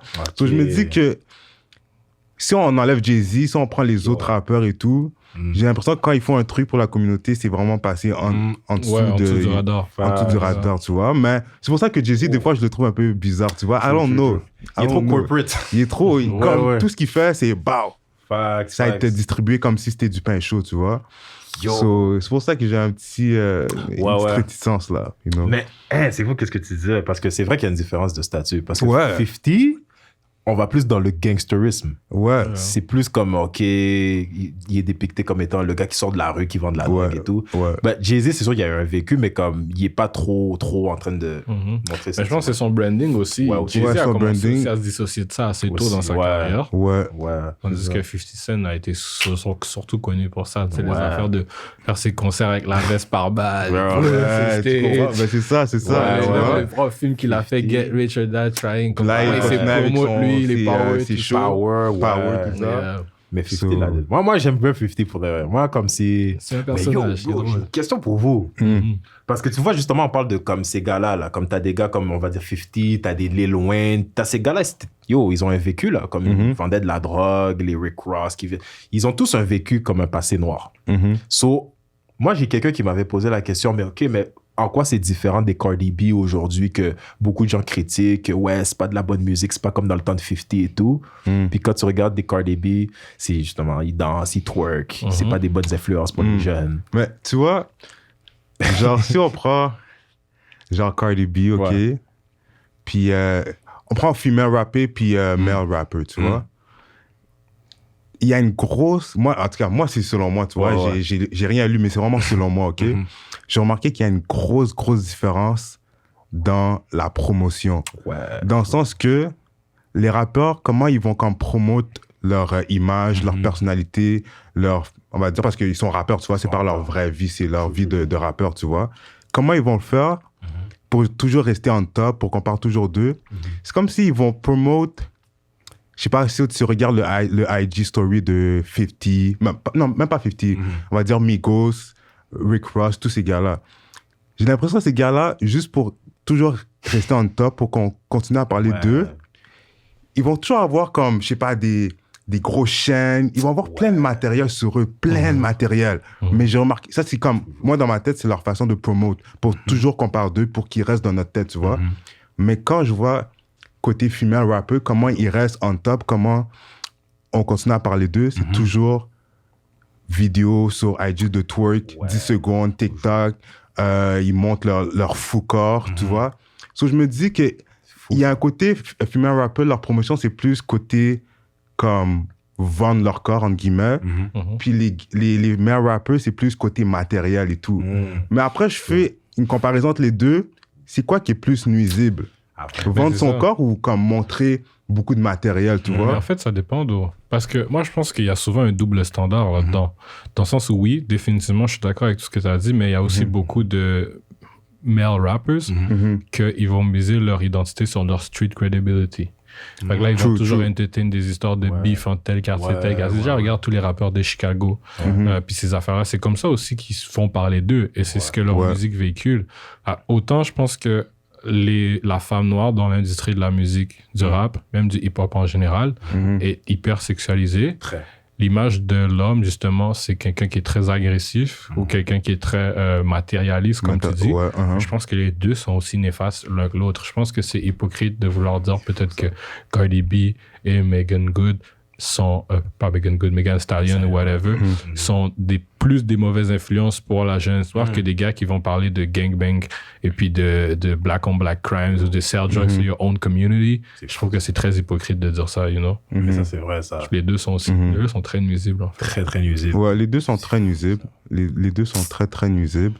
Check WAP, man. Mais je pense quand même qu'il y a quand même... Comment je pourrais dire? C'est dégradant. Non, c'est dégradant. Les deux sont dégradants. Elles soient juste connues pour leur corps, pour tout ce qui a rapport. Comme mais je me dis que quand on va dire, moi, si j'aurais le choix de vendre mon corps, tu vois, ou de miser sur du street cred, dire que j'ai fait ça back then, j'ai fait ça, puis miser aussi sur beaucoup de matériel et tout, je me dis... Mais la question, c'est est-ce que les gens vont les occuper même? Parce que toi, on parlait de l'industrie ils font ce que les corporates veulent qu'ils fassent. Ouais, exactement. Ces filles-là vont pas vendre si elles font pas ça. Exactement, c'est ça. Si Megan Thee Stallion était réservée, elle montrerait jamais son corps. No offense, like. Non, c'est sûr. J'aime pas faire semblant. Moi, je la trouve nice. Il y a ces beats que j'écoute, j'aime pas faire semblant. Je vais pas monter mon chest. Il y a ces beats que j'écoute qui sont nice. Elle a des lyrics comme... Exact. Elle sait écrire. Elle est vraiment forte là-dessus. Je lui enlève rien. Exactement. Mais est-ce qu'elle aurait vendu aussi? Non. Comme la fille, là, Chloé Bailey, là. Est-ce qu'elle vous a parlé autant d'elle quand elle montrait pas son corps comme ça? C'est une très bonne chanteuse. Elle a des très bons vocals. Est-ce que tout le monde reconnaissait son talent avant qu'elle commence à trend sur Twitter chaque fois parce qu'elle porte des petites tenues têtes qui montrent son corps? C'est ça. Mais c'est ça, justement, qu'on parle de mainstream, justement, ça rejoint. Ouais, ça rentre là-dedans. C'est tout côté promotion, you know, publishing, c'est tout ce côté-là. C'est fucked up, ça. Mais là, en plus, on parle juste du côté musical, là. Parce que c'est partout ailleurs, là. Ouais, partout dans les médias. C'est partout ailleurs. C'est partout, genre... Mais justement, moi, c'est comme les gens, comme si on revient un peu avec Oprah, par exemple, et LeBron et tout, comme... Ça, je me dis, bro, ces gens-là, je sais pas, comme je les respecte parce qu'ils représentent quand même, en quelque sorte, la communauté, mais c'est juste quand c'est le moment d'être avec nous, comme de fight pour l'agenda, tu les vois pas tant. Enfin, c'est pour ça que je me dis, on dirait c'est ça, c'est les corporates dans le fond qui te disent quoi faire, puis t'es limité dans ton game, là. Mais tu vois que des fois, il y a quelques célébrités qui ont un pas en dedans, un pas en arrière, tu vois. Ouais. Il y en a qui sont... tu vois vraiment que chaque décision, c'est comme si c'était des décisions qui allaient vraiment impacter leur vie ou leur porte-monnaie ou whatever, tu vois. So là, des fois, ils sont comme, est-ce que je fais ça? Est-ce que je dis ça? Est-ce que je fais telle conférence pour parler de tel sujet? Mais il y en a que, comme Oprah, moi, c'est fini. Moi, je l'ai barré. Moi, j'ai barré. Barré direct. Même son ami Gayle King, je l'ai barré. Elle, là, moi, l'interview de Kobe, c'était tout pour que j'avais besoin d'entendre. Donc, tu vois qu'il y en a vraiment qui sont all in, là, tu vois. Et ça, je peux pas respecter ça, mais il y en a qui, c'est comme, tu vois, c'est un peu tough, là. Ils sont pas avec nous. Mais c'est comme tu avais dit plus tôt, Rudy, c'est comme, on peut pas mettre tout le monde. Non, tu peux pas mettre tout le monde dans le même bateau, bro. Tu peux pas mettre tout le monde, for sure. Comme, bro, il y a des gens qui ont... Moi, j'ai entendu quelque part, comme dans les bateaux d'esclaves avant, il y a des gens que, comme les esclaves qui ont décidé de sauter parce qu'ils voulaient plus être méprisés, puis il y a ceux qui ont décidé de servir. So, tu peux pas continuer, bro. Mais c'est ça. Si on revient justement à ce qu'on avait parlé de Madame la CAQ, là. Ah, ouais. Parce que, moi, ce qui m'a énervé le plus dans tout ça, c'est surtout quand ils justifient, bro, des trucs qui font pas de sens, man. Ouais. Elle dit, mais comme on est arrivé à un point où on a un gouvernement qui reconnaît le racisme. Puis ils ont implanté un ministre c'est ça qu'elle a pour ça. Mais moi, la question, c'est comme, il a fait quoi en question? Tu comprends? Concrètement, ils ont fait quoi? Ils ont sorti une pub? Ils ont sorti une pub chelou? Il n'y a rien fait. Il n'y a rien fait. Bon, on va dire que la pandémie, ça a pris tout le budget. Ça a pris tout le budget, tu vois. Ça a pris tout le budget. Le gars, je pense qu'il a fait peut-être une apparence. Et je peux même pas me rappeler de l'histoire, mais je me rappelle qu'il avait apparu... c'était quoi encore? Ouais, il avait apparu quelque part. Mais même là, je me rappelle, il y avait rien dit. Attends, c'était pas au Parlement? Au Parlement? Parce que, bro, moi, j'ai vu une vidéo, là. Il était au Parlement, il y avait eu un cas, là, de, je pense pas si c'était brutalité policière ou quoi. Puis là, il s'est fait à step, Québec. là. Il s'est fait step par une femme, je sais plus trop qu'est-ce qu'elle représentait. Puis lui, tout ce qu'il disait, dans le fond, c'était comme, mais jusqu'à temps qu'on ait les preuves exactes, puis concrète de qu'est-ce qui s'est passé avec... Je pense que c'était justement les infirmières. La jeune la femme autochtone qui s'était fait... Je sais pas, soit c'était les infirmières, la dame autochtone avec les infirmières. C'était ça, c'était l'enfant qui allait avec la neige, je sais pas. Exactement. Mais tu vois, c'est fou, là. Ça, tu parles de madame... Et Chacoan qui était... Joyce, exactement. Mais tu vois, cette histoire-là a fait beaucoup de bruit, tu vois. Mais là... Moi, mon problème avec tout ça, tu vois, je me dis, tu sais, c'est une histoire de racisme, OK? Mais les médias comme TVA, tout le monde, OK? Toute la gang, OK? Ils ont parlé beaucoup de cette histoire-là. Donc, où est-ce que tu vas aller, là? Donc là, maintenant, moi, je me dis, regarde, moi, je te dis, je fais juste lancer des discussions. Let's go, comme ça, OK? Mais je me dis... Si les médias, moi, j'aime pas TVA, j'aime pas tous ces médias-là, OK? Straight up, OK? Comme je les aime pas, je les écoute pas, OK? Mais je me dis en même temps, ils ont publié cette information-là qu'il y a eu une histoire de racisme dans un hôpital. Tu vois, c'est un peu comme... Ils ont, vague... Oui, ils ont dit l'information, mais en même temps, c'est TVA. Ouais. Donc là, je me dis, c'est quoi le but de TVA en faisant ça? Parce qu'à la fin de la journée, c'est une histoire de racisme. Puis TVA, on sait que c'est un média qui véhicule beaucoup de négativité. Surtout, donc, en parlant de ça, est-ce qu'ils ont un agenda derrière ça ou c'est vraiment juste le fait de publier comme cette information-là au public? Tu comprends ce que je veux dire? C'est sûr, il y a un agenda. TVA, déjà, c'est le dernier dans ma liste, man. Zéro. Dernier dans ma liste. Moi, je me dis, faut pas être des fois avec les médias, puis des fois contre les médias. C'est comme, soit t'es contre, soit t'es pour. Dans un monde idéal, les médias devraient être impartiaux. Justement. Mais tu sais toujours qu'il y a quelqu'un derrière qui own, qui a son propre agenda. Mais justement, maintenant, c'est quoi le but de parler de chacun? Comme ça aurait pu être un truc qui passe, tu vois, sous le radar. Et personne n'aurait pensé à une histoire comme ça. Mais pourquoi ils ont poussé cette histoire-là? C'est un agenda, mon gars. Mais comme pourquoi? Parce que moi... Même là, ils ont été vagues, là. Ben, ils ont été vagues, tu vois. Honnêtement, j'avais pas suivi. J'ai suivi l'histoire, je suis au courant de ça, mais j'ai pas suivi sur TVA ou quoi que ce soit. Je serais pas en mesure de dire honnêtement de quelle manière ils ont traité l'information. Ça, c'est vraiment pas. Ils ont traité à la même façon qu'ils font toujours, bro. Mais ils ont juste planté l'affaire là. Racisme. C'est ça l'histoire, c'est racisme. Puis ça avance. Puis comme je vous ai dit, oubliez pas, comme tous ces médias-là, comme ils veulent faire du cob. So, quand ils parlent d'un truc de racisme, ça fait tellement d'argent pour eux. Tellement d'argent. Le truc de George Floyd, ça a duré peut-être un mois.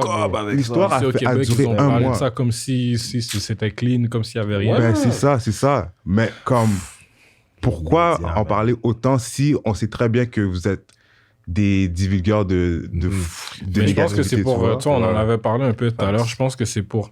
On disait tout à l'heure que parfois, notre communauté...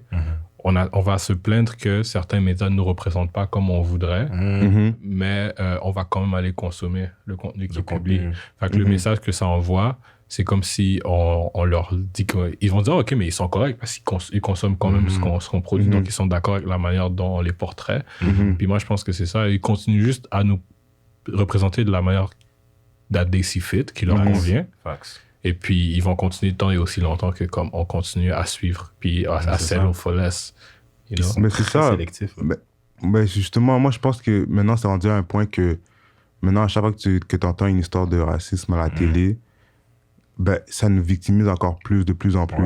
Comme on devient vraiment comme des personnes comme sans identité, sans rien. Là. On est juste victime de racisme dans la vie, puis that's it. Puis moi, j'ai un gros problème avec ça. C'est pour ça que moi, je me suis dit...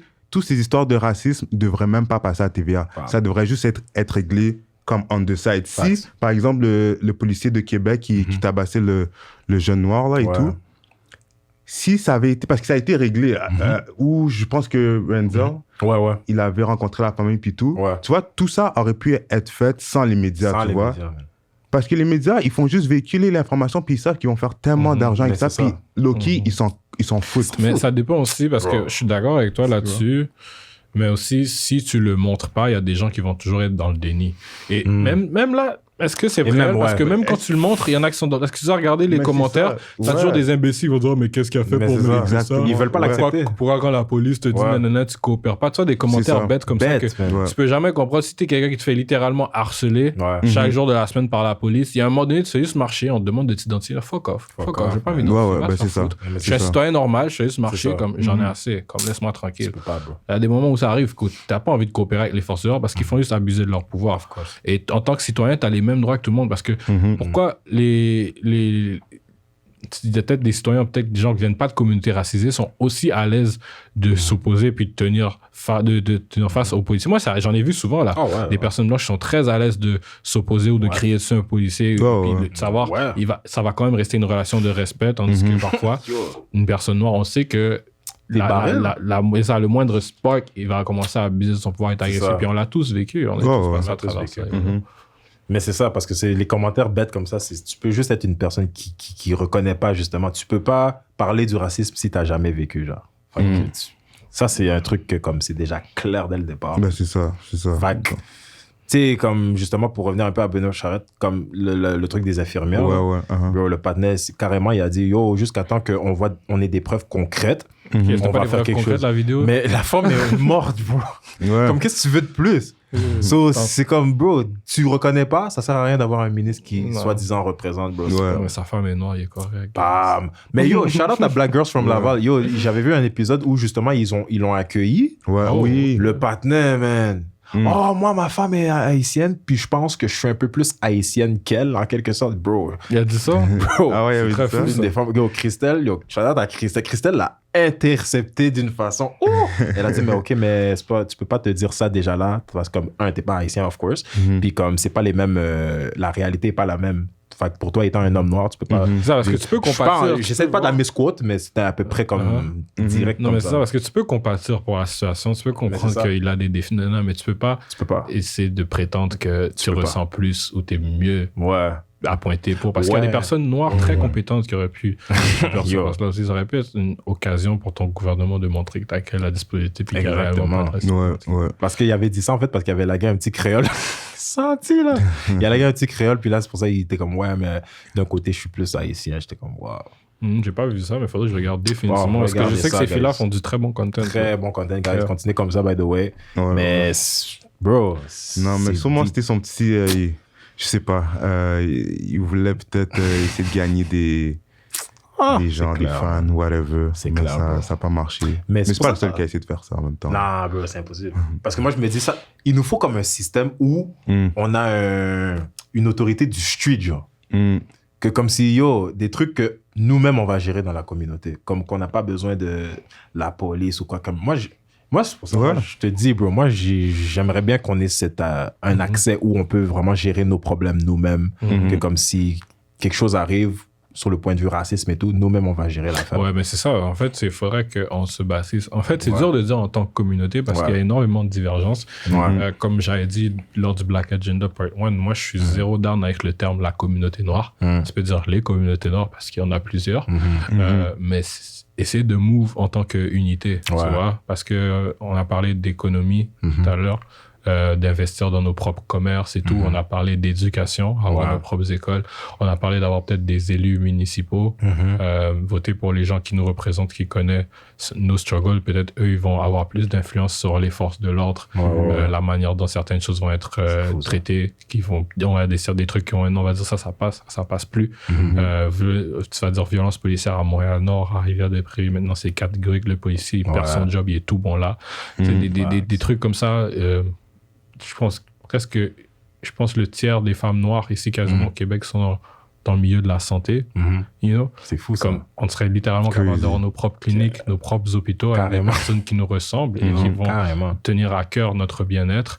C'est vers ça qu'on doit s'orienter en tant que communauté, you know? Si on veut vraiment voir un changement et atteindre l'objectif dont on parlait au début du podcast, qui est sortir de ce cercle vicieux et s'élever en tant que communauté au même niveau que soit tu vas dire parler de la communauté grecque à Montréal, la communauté italienne, la communauté ukrainienne, quand même si c'est des communautés qui sont là depuis plus longtemps.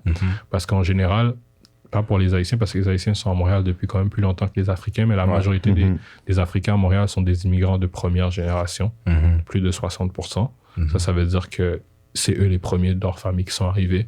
Donc, par exemple, moi, je suis de première génération. Je suis arrivé en même temps que mes parents. Donc, autant mes parents que moi, on est de première génération. You know? Donc, oui, on a quand même ce retard-là. On n'est pas aussi à l'aise avec le système, mais on doit quand même avoir cette volonté de changer notre condition. You know? Facts, man. Parce que je voulais aussi prendre la vidéo que, justement, je sais pas si tu avais vu, Dan, que tu avais envoyé.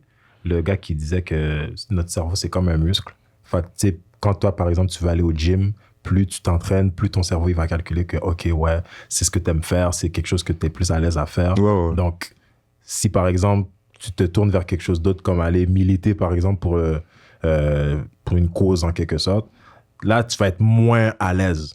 Puis ça, c'est quelque chose qu'on a comme problème aussi, qu'on n'est pas encore comme conditionné à genre vraiment step up, là. Fait qu'on est plus dans les trucs qui sont nuisibles pour nous, ben pas nuisibles en tant que tels, mais comme des trucs qui sont comme pas si importants comparé à genre. Exactement.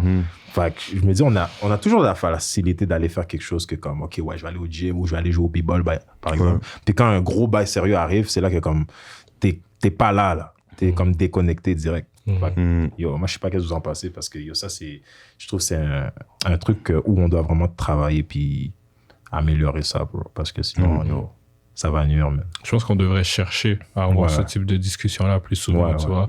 Que ce soit, tu parlais de militer, connaître son histoire, parler plus souvent de nos challenges ou nos défis en tant que communauté, être capable de s'asseoir et puis de traiter du sujet. C'est comme ça, comme tu dis, le muscle, c'est un cerveau. Si tout ce que tu consommes, c'est du contenu abrutissant ou du divertissement, ben ton cerveau, il va toujours pencher vers ça, il va aimer ce que tu consommes. Tandis que si tu es un peu plus au niveau intellectuel, puis tu essaies de nourrir. This is how you get smarter. This is how you get brighter. You know, you get better ideas. You understand your situation better. And everything. C'est comme ça que ça se passe. Puis c'est vers là qu'on doit se tourner en tant que communauté. Arrêter d'être uniquement dans le divertissement. Parce que j'ai oublié c'est qui l'a dit ça, mais mot pour mot, c'est tellement vrai. Il a dit, les Noirs, live, on est le paillasson de l'humanité. Comme il n'y a aucune race qui est aussi désuspected que nous. Et la manière dont on move, dont on agit, on dirait qu'on est correct avec ça. On est très à l'aise. Tandis que tu as des races, des ethnies, depuis que tu leur donnes un des suspects, ils vont tous se lever en foule et puis ça va pas arrêter jusqu'à ce que le respect soit rétabli. Tandis que nous, on a juste accepté notre sort, on dirait. Comme, moi, on devrait même pas se permettre d'être dans le divertissement. Avec la situation dans laquelle on est en ce moment, ça devrait être la dernière de nos priorités. Parce que, en fait, tu peux te servir comme outil. Tu peux te servir du divertissement pour passer un message et autres, mais il y en a très peu qui le font, you know. C'est fou, genre. Non, il y en a très peu qui le font, comme tu as dit. Tu l'as dit, donc... mais il y a beaucoup de diversion, il y a trop... C'est dur de garder son focus sur un but aujourd'hui, là. C'est extrêmement dur.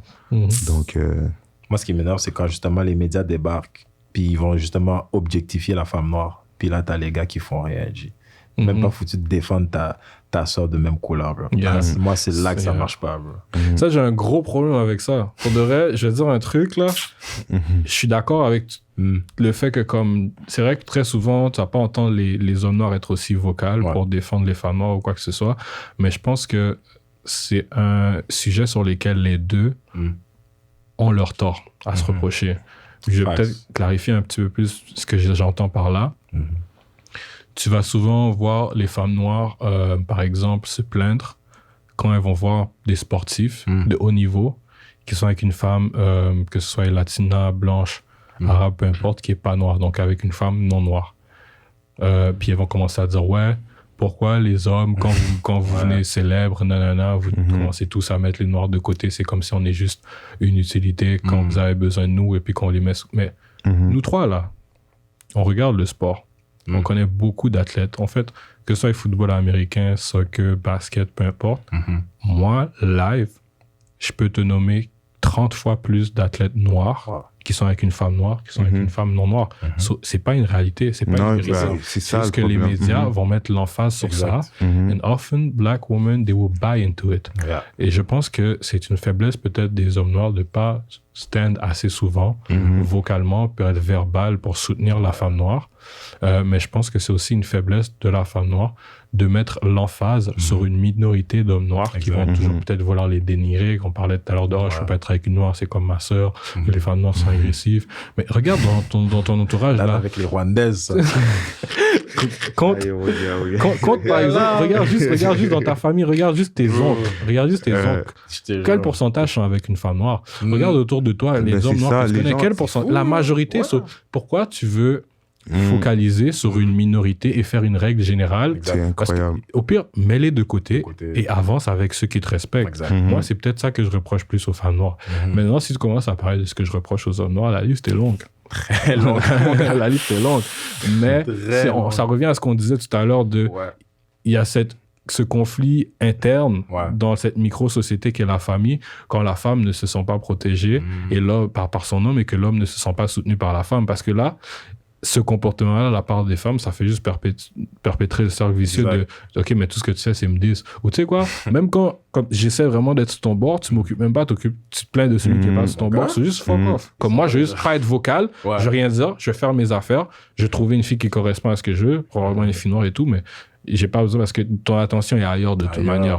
Et je dis pas que ça justifie, mais ça explique beaucoup de choses. Il y a une différence entre justifier et expliquer. Mais yo, moi, ce gars-là, Dan devait me hook up avec des Rwandaises jusqu'aujourd'hui. Il n'y a rien dit. Yo. Rien fait, ce gars. De quoi tu parles, man? Depuis, je pense, 2016, bro, au cégep. Le pote me dit, yo, t'inquiète, j'ai des Rwandaises pour toi. Il n'y a rien. De quoi tu parles, man? Pourquoi tu dis des Rwandaises à ce point-là? Bro, les Rwandaises sont terribles, je m'en fous. Burundaises, tout ce coin-là, là. Moi, je m'en fous. Ah ouais, il est congolais. Non, il n'y a pas de truc. Il n'y a pas de division quand il s'agit de femmes. Yo, moi, je m'en fous. Afrique de l'Est. Non, Afrique de l'Est, ils vont te sortir. Ils ont tellement des belles figures, bro. En fait, toutes les Africaines, pour de vrai. Toutes les Africaines, chaque région de l'Afrique. Ils ont tous leur charme. Parfois, je vois une Congolaise, une Angolaise, je tombe en amour live. Les East African Girls aussi, on a dit, ils ont leur charme. Ouest africaine aussi, tu sais, sénégalaise. Les gars, expliquez-moi le game. Il faut apprendre à apprécier l'Afrique. Il faut apprendre à apprécier l'Afrique dans toute sa splendeur. Exactement, dans toute sa splendeur, exactement. Moi, j'ai jamais été une Congolaise, bro. Jamais? Jamais. Ben, je suis jamais tombé sur... T'as jamais voulu ou comme? Même pas que j'ai jamais voulu, c'est juste... Je sais pas, c'est jamais tombé que c'était une Congolaise. Puis, en tout cas... C'est bizarre, man. Est-ce que vous pensez que ça pourrait être vu comme, pas raciste, mais, ou peut-être coloriste ou communautariste, peut-être c'est un terme plus approprié, de seulement vouloir finir avec quelqu'un de son origine. Donc ça veut dire pas nécessairement, je dis, ouais, moi je suis congolais par exemple, que je me dis, non, je veux même pas finir avec une haïtienne, je veux même pas finir avec une guinéenne, moi c'est congolaise ou rien. Est-ce que vous pensez que c'est un problème en soi?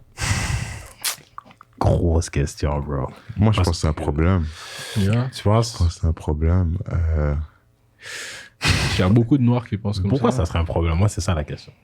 Yeah. Mais d'abord, parce que moi, pour moi, dès que t'es black, c'est tout ce que j'ai besoin, bro.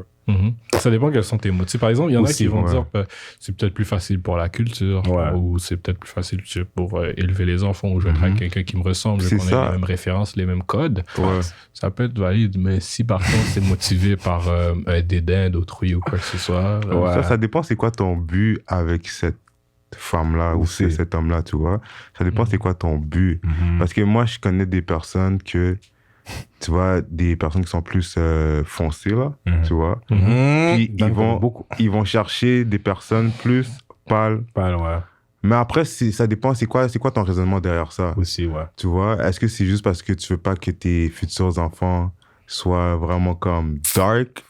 Ou c'est plus un côté plus, comment je pourrais dire, culturel, où il y a un but vraiment comme spécifique derrière ça, tu vois? Pas juste pour des questions de look ou de, tu vois. Il y a toujours faut écouter les raisonnements des gens, mais la plupart des gens, ils ont des raisonnements un peu comme... Très bizarre.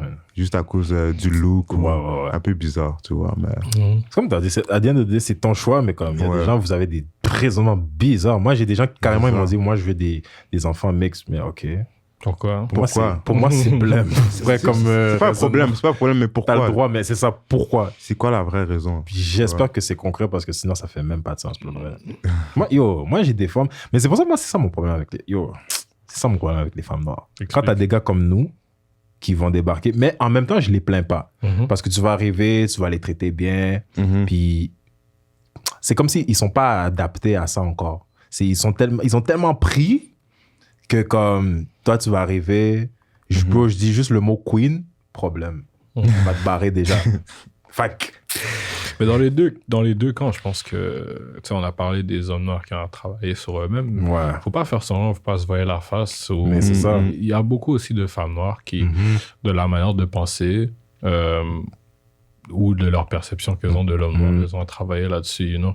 Et c'est quelque chose aussi, peut-être justement le fait que les hommes, on est moins vocal, on est moins verbal là-dessus. C'est plus facile de dire que l'homme noir est le maillon faible. Mais tu vois, des fois c'est comme... J'ai l'impression que... Est-ce qu'il y a vraiment une nécessité d'être vocal comme c'est dans notre...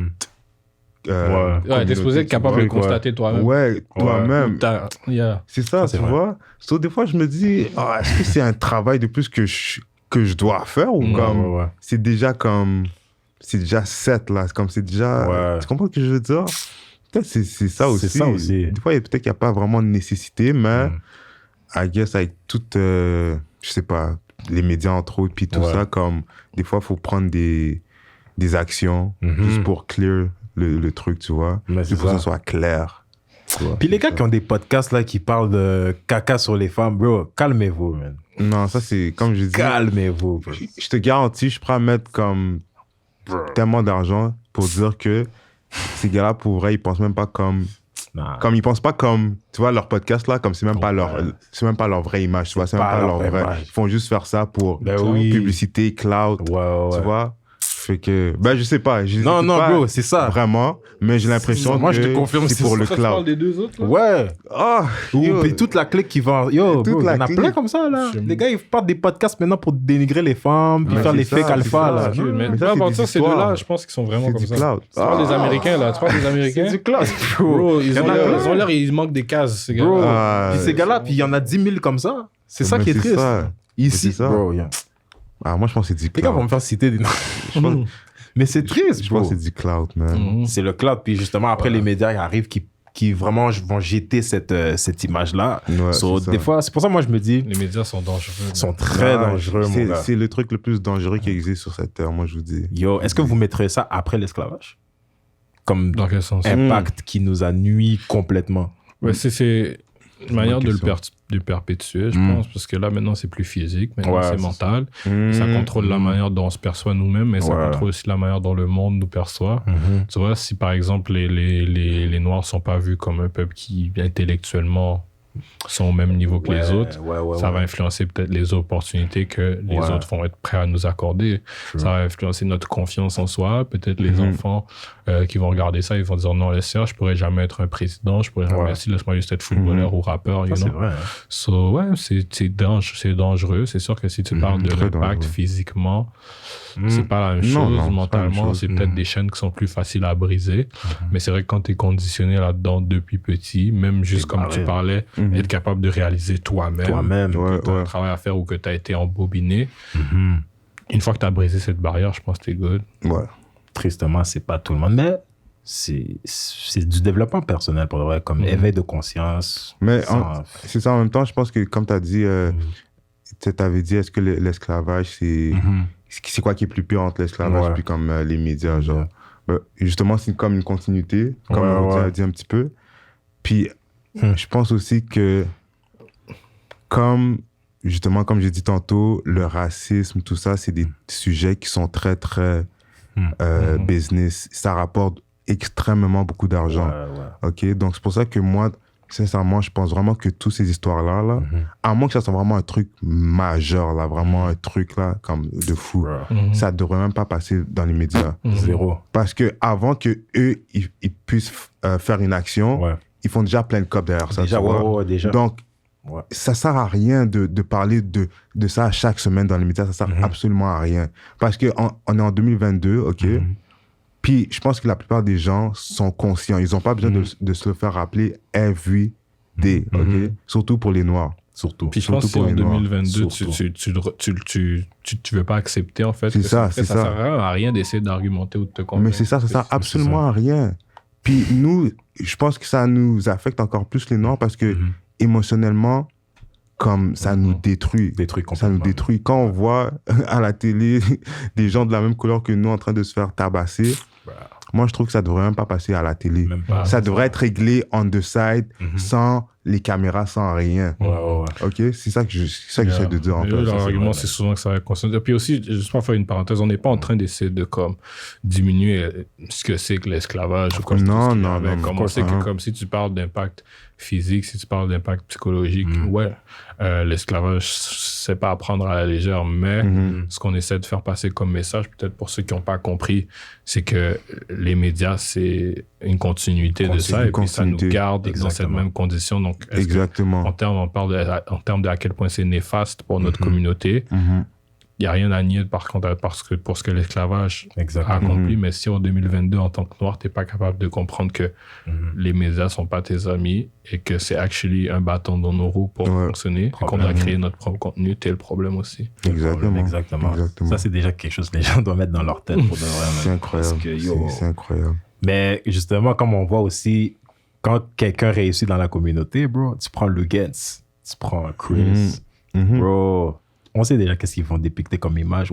Jeune Montréalais, jeune Québécois, d'origine, truc. Mais même des fois, ils mettent même pas le d'origine. C'est comme d'origine, c'est quand t'as fait d'origine, c'est vague. D'origine, c'est quand t'as fait c'est ça. T'as réussi, mais on a un peu trop parlé. C'était un dossier, casier judiciaire. C'était un panafricain d'origine. T'as mal le casier judiciaire, tu te dis quoi? T'es pas bon, là. Incroyable. Mais bro, ça, c'est un autre problème aussi, man. Ça, c'est un autre problème, bro. Puis, I guess que peut-être les gars comme Lugens, Chris, tout ça, ils veulent même pas toute cette attention des médias, mais comme ils ont pas le choix de... Ça vient avec le... C'est un game. Si c'est un game. Tu l'utilises à ton avantage. C'est ça, tu l'utilises à ton avantage, tu vois. Exactement, man. Ben, Pensez-vous qu'on arriverait peut-être à avoir notre propre, comme, si je peux dire, notre propre média, genre, nous, les Noirs, dans le sens où, comme notre propre TVA qui va pouvoir, comme...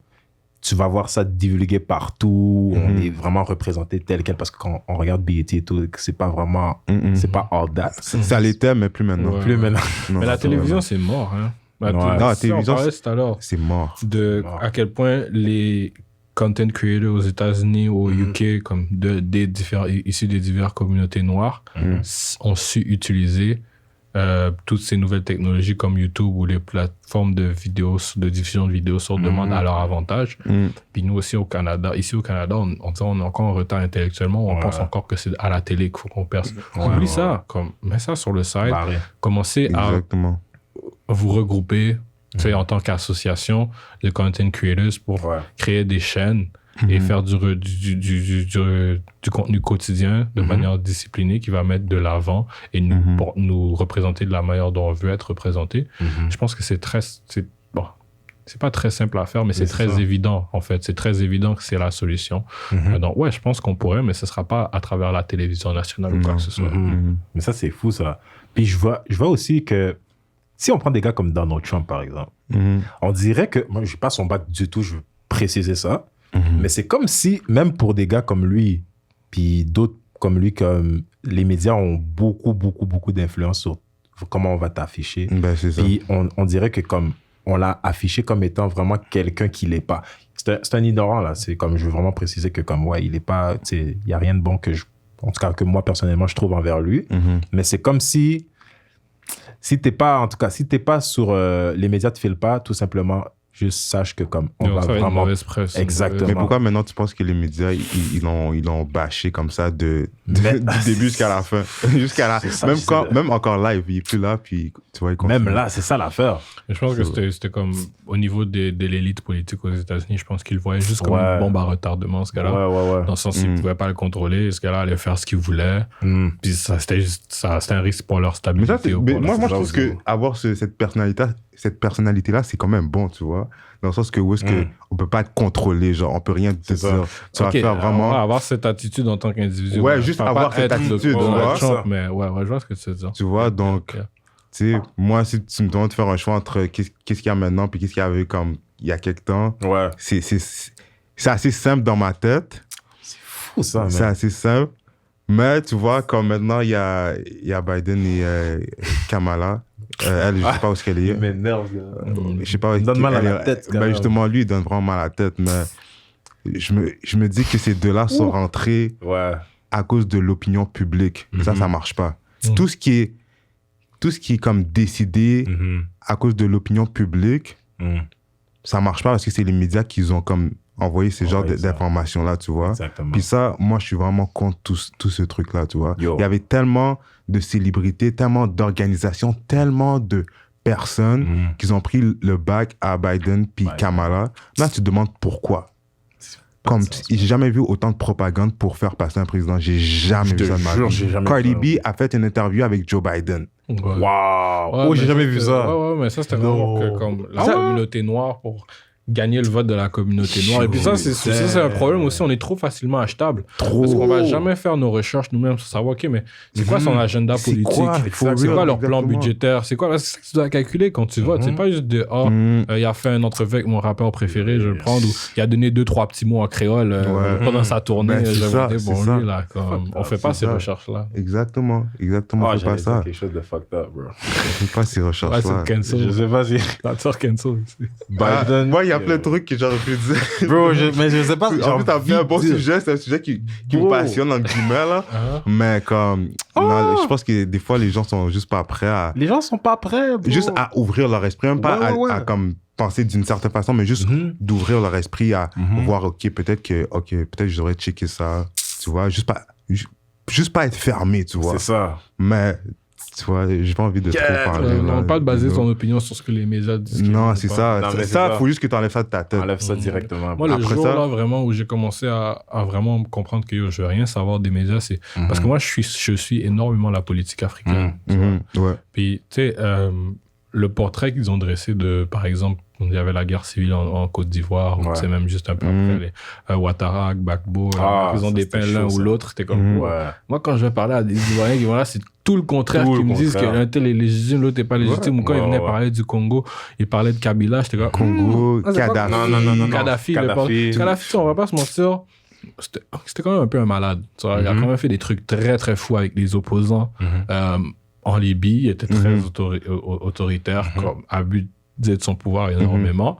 Mais regarde aujourd'hui, depuis que la Libye est déstabilisée, toute l'Afrique de l'Ouest, regarde, en fait, tous les coups d'État en ce moment qui se passent en Afrique, et puis la montée des extrémistes islamistes, que ce soit au Mali ou au Niger, ça serait pas arrivé si Kadhafi était encore là. Ben, c'est ça. Parce que maintenant, la Libye, c'est un passage gratuit à partir du Proche-Orient pour que tous ces organisations-là, extrémistes, viennent se réfugier en Afrique, puis pouvoir opérer sans être bothered, parce que c'est des États qui étaient déjà instables. Mais le fait que la Libye ait chuté, ça a doom toute l'Afrique de l'Ouest et l'Afrique du Nord, et ça, c'était dans l'intérêt de la France, qui détient plusieurs mines d'uranium au Niger ou plusieurs mines d'or au Mali, et puis qu'aujourd'hui, ils ont une présence militaire accrue et qui profitent de tout ça, ça leur bénéficie.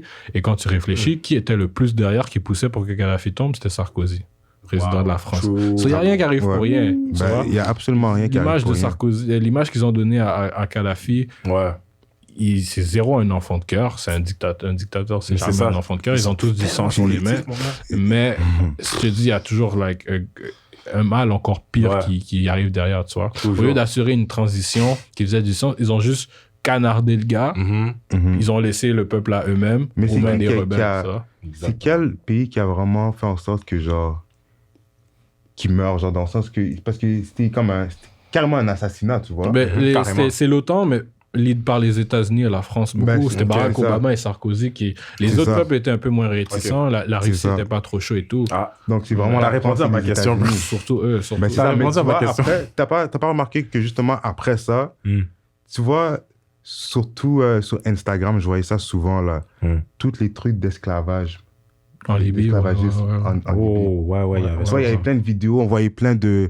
Les Noirs qui essaient de se rendre en Italie. Parce qu'il n'y a plus de gouvernement. C'est encore plus facile de passer, mais c'est un trap. Parce que tu as passé, mais tu n'as pas sorti. Exactement. Mais ça s'est passé quelques temps après qu'on l'a assassiné, genre.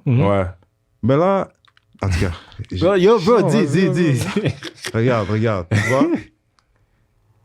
Il faut se rappeler que c'est qui était à la présidence aux States et en France, t'as dit Sarkozy. Obama. Moi, je parle pas. Donc, je me laissais les gars parler moi, je veux juste dire les trucs. Moi, je parle pas. Et si vous regardez, je me rappelle, j'ai checké la vidéo de Obama. Il faisait une interview avec CNN. On l'a demandé, c'est quoi ton plus gros regret en tant que président des États-Unis, parce qu'il finissait son mandat, là. Et il a parlé de ça, la situation en Libye. C'est comme si, je pourrais vous montrer la vidéo après, mais c'est comme si il a avoué que la condition qu'il y a en Libye, ben, c'est un peu à cause de lui, genre. Ben oui. Tu vois? C'est comme il a avoué. Moi, je me dis que... C'est pas tu me l'apprends. J'ai pas vu ça nulle part. Non, je l'ai vu aussi. Tu l'as vu aussi? Sur CNN. Ok, ils ont mis ça sur CNN? Quelques temps avant les élections. Ouais, exactement. Tu vois, il a avoué. Moi, je me dis maintenant... Bon, ok, oui, il était de la même couleur que nous, mais après ça... Bref, le livre est sur Amazon, allez le lire. Les gens... Non, mais comme pour vrai... C'est dommage. Faut que les gens... Avec ce que tu as dit, que je suis totalement en accord. Je veux que les gens comprennent à la maison qu'on n'est totalement pas anti-Obama. Non, c'est non, pas une question d'être anti-Obama ou whatever. Non. Parce que j'ai eu ce débat-là avec plein de gens, bro. J'ai eu ce débat-là avec plein de gens. Même avec une membre de Black Girls. Mais que j'adore, by the way, shout out à Laurie. Je vais laguer les noms ici. Mais comme on n'est pas anti-Obama, il faut que les gens comprennent que comme c'est une question de comme juste, il faut chercher les facts. Prise de conscience. Exactement. Tout ça. Parce que, bro, tu l'as dit, bro, le partenaire a admis. Puis encore, ça, c'est une chose parmi tant d'autres. Ben, c'est ça. Donc, une chose, tu vois. Comprends? Fait que moi, quand je vois Biden, pour de vrai, moi... Là, je sais pas, tu t'attends à quoi de Obama? Parce qu'en même temps, quand tu y penses, là, oui, il est noir, mais le gars est quand même président des États-Unis. C'est ça. Puis les États-Unis, c'est le seul pays qui peut aller toe-to-toe avec la France et Angleterre en termes de crimes d'humanité contre les Noirs. C'est littéralement... comme ces gars-là. C'est le top 3, c'est le podium. À la fin, c'est une institution. Ce pays-là a été bâti. Ce pays-là a été bâti sur le sens qu'un Noir, juste parce qu'il a la peau noire, du jour au lendemain, il commence à faire de la charité. Non, bro. Il était pris. Il pouvait rien faire. Puis quand, à la fin de la journée, quand tu es président des États-Unis, c'est temporaire. Le pays va rester même après toi. Exactement. Fait que les gens surestiment le pouvoir que les présidents ont souvent. Surtout pour un pays qui est établi. Comme si tu me parles d'une nation qui est encore un petit peu shaky, qui est encore en développement, oui. Mais un pays qui est déjà établi, comme Obama n'allait jamais rien faire. Non, c'est impossible. Il faut être réaliste. Désolé, c'est impossible. Là-bas, à la fin de la journée, c'est peut-être même pas de ça. Oui, il y a certains trucs qu'il aurait pu mieux gérer, mais il faut savoir gérer ses propres attentes. Comme si tu t'attendais à ce qu'Obama soit le savior, ou si tu penses aujourd'hui qu'Obama c'est un savior, mais go back and read again. Tu vois, c'est cet espoir-là qu'on a eu. Encore, ça revient encore un petit peu aux médias. Exact. Parce qu'ils ont tellement véhiculé premier président noir des États-Unis, premier. C'est tout ce qu'on avait besoin. C'est tout ce qu'on avait besoin. Pendant qu'il faut beaucoup plus. On célébrait ici au Canada. Mais on peut même voter pour le partenaire. J'avais moi-même un chandail. Yes Weekend. Ben oui, bro. Tout le monde a le Yes Weekend. Bro, bro. I'm just saying, mais c'est ça, mais il faut juste réfléchir, man. Faut juste réfléchir. On s'est fait ça à nous-mêmes. On s'est fait ça. Tu vois, le partenaire, il a fait 8 ans, il est parti, voilà. Biden est arrivé. C'est Obama 2.0, ça. Exactement. C'est peu importe qui t'es là, tu peux être indien, bro. Tu peux être indien, président des... Il n'y a rien qui va arriver. Absolument rien. Ben, Kamala, elle est moitié. Elle est moitié. Mais pour rentrer, elle a sorti sa carte de black. Mais là, quand elle est rentrée... Tu vois? Même qu'elle sortait un peu ses accents de... Elle a utilisé la communauté à une manière et les gens baissent. C'est quoi? C'est dans quel podcast? Le gars a dit « She got so many support from black women », t'aurais cru que c'était Drake. C'est vrai? C'est non, c'est Kanye qui a dit ça, je pense. Ah ouais? C'est Kanye dans un podcast qui a dit « Moi, j'ai arrêté de parler de lui. Kanye, lui, je sais pas s'il est woke ou quoi. Des fois, j'essaie de... Mais tu vois, quand je disais qu'il y a des célébrités qui ont un pied in, un pied out, Kanye, je pense que... Il est un peu entre les deux, hein? Ouais, mais j'ai l'impression qu'il a plus un pied in. Ah ouais, tu penses? Attends, in, j'ai l'impression. Moi, je pense out du mainstream, genre. Ok, non, dans ce sens-là, il est c'est un électron libre. Il y a plus un c'est pied genre out. à quoi t'attends avec ce gars. Exactement. Mais lui, qu'est-ce qui est nice avec lui? C'est que maintenant c'est lui qui contrôle les médias, c'est pas les médias qui contrôlent ses narratifs. Celui il a développé comme une façon que les médias ils arrêtent de le contrôler. C'est vraiment lui qui contrôle les médias. Ouais, lui, j'ai remarqué, il est indépendant, man. Il est indépendant. Il est spécial. Tu parles encore avec tout ce que tu dis, mais je suis obligé d'admettre que comme c'est pas un gars que tu contrôles comme ça. Exactement. Non, c'est ça. Je me fierais pas sur lui, mais j'essaie de le comprendre. Il va se présenter aux élections. Il y a eu des votes, hein. Les élections avant, il y a eu des votes. Il y a eu des votes, man. Pour de vrai, comme je t'ai dit plus tôt, il faut que je le vois pour le croire, man. Le peuple noir, bro, faut que je vois pourquoi. Il n'y a pas de « j'espère que... » faut que je vois. C'est ça, you know. Avec The Rock, là. Lui aussi, il veut se présenter. Non, lui, je suis pas dans avec lui. Je suis pas dans. Merde. La WWE va arriver. Il y aura les John Cena qui vont débarquer. Le ministre de l'Intérieur. Bro. Man. Merde. C'est crazy. Mais justement, je vais clôturer avec Kanye, bro. Parce que les propos qu'il avait eus il y a quelques années, vous vous rappelez, quand il avait dit que l'esclavage était un choix. Qu'est-ce que vous pensez de ça? Ça m'a mis tout bon là avec lui, ça. Comment l'esclavage c'est un choix? Moi, je sais pas. Parce que jusqu'aujourd'hui, j'essaie de calculer, ok, peut-être, est-ce qu'il voulait pas dire quelque chose comme si au deuxième degré? Même la manière dont il l'a justifié, même là, je suis pas d'accord. Mais moi, j'ai l'impression qu'il a dit ça, ok? Et moi, je pense qu'il y a toujours le même... qui pense toujours qu'est-ce qu'il a dit, tu vois? Ouais. Mais, tu vois, avec toute la réaction que ça a eu, cette affaire-là... Genre, je vois vraiment que ça l'a fait quelque chose for real. Toute la réaction négative qu'il y a eu par rapport à ce qu'il avait dit, ça a tellement impacté comme la communauté d'une façon négative qu'il a dû s'expliquer, tu vois. Parce que Kanye West, c'est pas un gars qui s'explique beaucoup, tu vois. Il a dit un truc, puis après, you know. Mais je pense que... peut-être qu'on a mal compris le message. Élabore ça parce qu'il faut qu'il élabore ça. Le seul point, exemple... Là, j'essaie vraiment de donner... Je stretch, là. J'essaie vraiment de donner le bénéfice du doute. Le seul point où je pourrais être d'accord avec lui, c'est peut-être s'il parle de l'esclavage mental.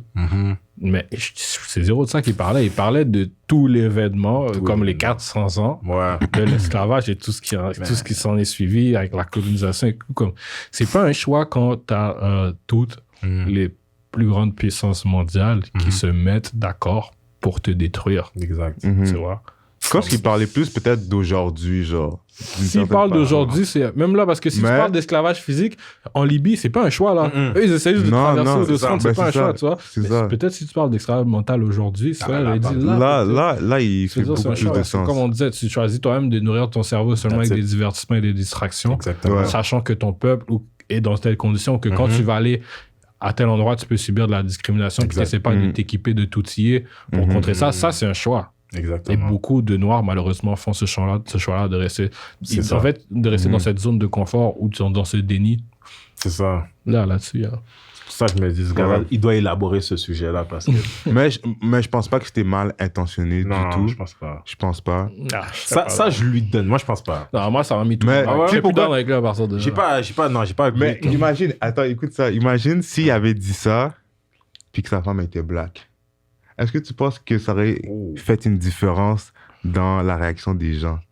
Parce que j'ai l'impression que les gens, ils ont encore plus réagi, justement parce qu'ils sortaient avec Kim. Non, je sais pas. En fait, je sais pas, parce que moi, je connais beaucoup de coons qui sont avec des femmes noires. Des couples de coons. Je connais des couples. C'est ça. Pourquoi ils sont ensemble? C'est ça aussi. Fait que je me dis, non, c'est vraiment les propos qu'il y a eu. Mais c'est vrai que parfois, tu vas être plus on the shots quand... Kardashian, c'est t'es pas avec une femme noire nécessairement, ou tu sais, une femme qui est avec un homme blanc qui va parler sur les noirs. On va dire, ferme ta gueule. C'est ça, tu vois. Les Kardashian, déjà, c'est des ndoki, c'est des sorciers. Ah ouais, c'est qui se met à son paroxysme. Bro, je sais pas qu'est-ce qui se passe là, dans cette famille-là. Non, c'est une business. C'est comme ça qu'ils font leur cob, là, avec toutes les histoires qu'il y a derrière eux. Ils ont un agenda eux-mêmes. C'est ça, c'est leur promotion. C'est tout, man. C'est tout. Oh, c'était riche en discussion. Ben oui, ça, c'est juste partie remise, mon gars. Comme, yo, guys, Black Intellectuals. So, les gars, je sais pas si vous voulez laisser vos coordonnées. Et les gens savent où vous cherchez. Oh. Écoute, moi, c'est très simple. Tu vas sur Instagram, t'écris Facilitator. Ça me trouver. Si tu cherches sur Facebook, RMG Conseil, c'est ma page Facebook. Si jamais vous auriez peut-être des questions sur ce que j'offre comme service ou que la présentation a peut-être attiré votre attention au début, n'hésitez pas à slider. On peut programmer une petite consultation. Essayer de move la cause, tous les entrepreneurs noirs. Peut-être que vous n'avez pas de connaissances dans le milieu, vous ne savez pas où commencer, soyez pas gênés. Faut partager le savoir, Oh, wow, ça c'était. Ben oui, bro. C'était un gros. C'est ça, la RMG, ben oui, là. Moi, j'ai pas un truc comme ça à dire, là. C'est pas comme les docteurs ou moi, là. Allez follow Dan. Allez follow Dan sur Snap. Non, mais Dan le suit. Moi, j'attends juste. Yo, j'attends encore. Yo. Charlotte les femmes. Charlotte les femmes. T'attends quoi, man? Ce gars-là, c'est un gérant. Tu vas attendre longtemps, man. Tu vas attendre longtemps. Yo, t'avais promis, hein? T'avais promis. T'as promis beaucoup de choses. Yo, j'ai la liste, là. J'ai rien à offrir, mon gars. J'ai rien à offrir. Non, mais allez follow Dan sur les réseaux, donnez du love. Ouais, pour vrai. Oui, on voulait parler de trucs un peu chauds, controversés. Moi, je suis toujours down pour discuter.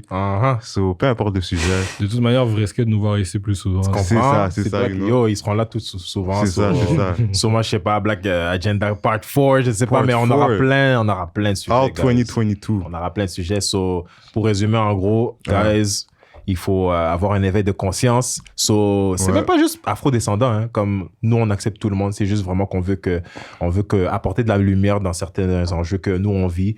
Puis toute autre minorité, pour de vrai, mais c'est comme vraiment plus sur nous, en fait, parce qu'on est quand même la race la plus oppressée pour pas paraître exclusif, là. Mais c'est ça, guys. Donc, le podcast, c'est vraiment dans le but d'amener un éveil de conscience au sein de notre communauté. So, si vous êtes avec nous, on est ensemble. Si t'es pas avec nous, ben écoute, bonne chance dans qu'est-ce que tu veux entreprendre. Mais yo, colle-nous pas, dis-nous rien. On veut pas de coons chez nous. On est anti-coons ici. Non, anti-coons. So, c'est ça, guys. Ceci clôture l'épisode d'aujourd'hui. Vous savez déjà, like, share, subscribe. Puis vous avez entendu leurs coordonnées, on va mettre le lien dans la description. Puis on se dit à la prochaine pour un autre épisode de Why So Oblivious Podcast. C'était Sam de Mike. Peace out. All right. Damn, that shit was dope.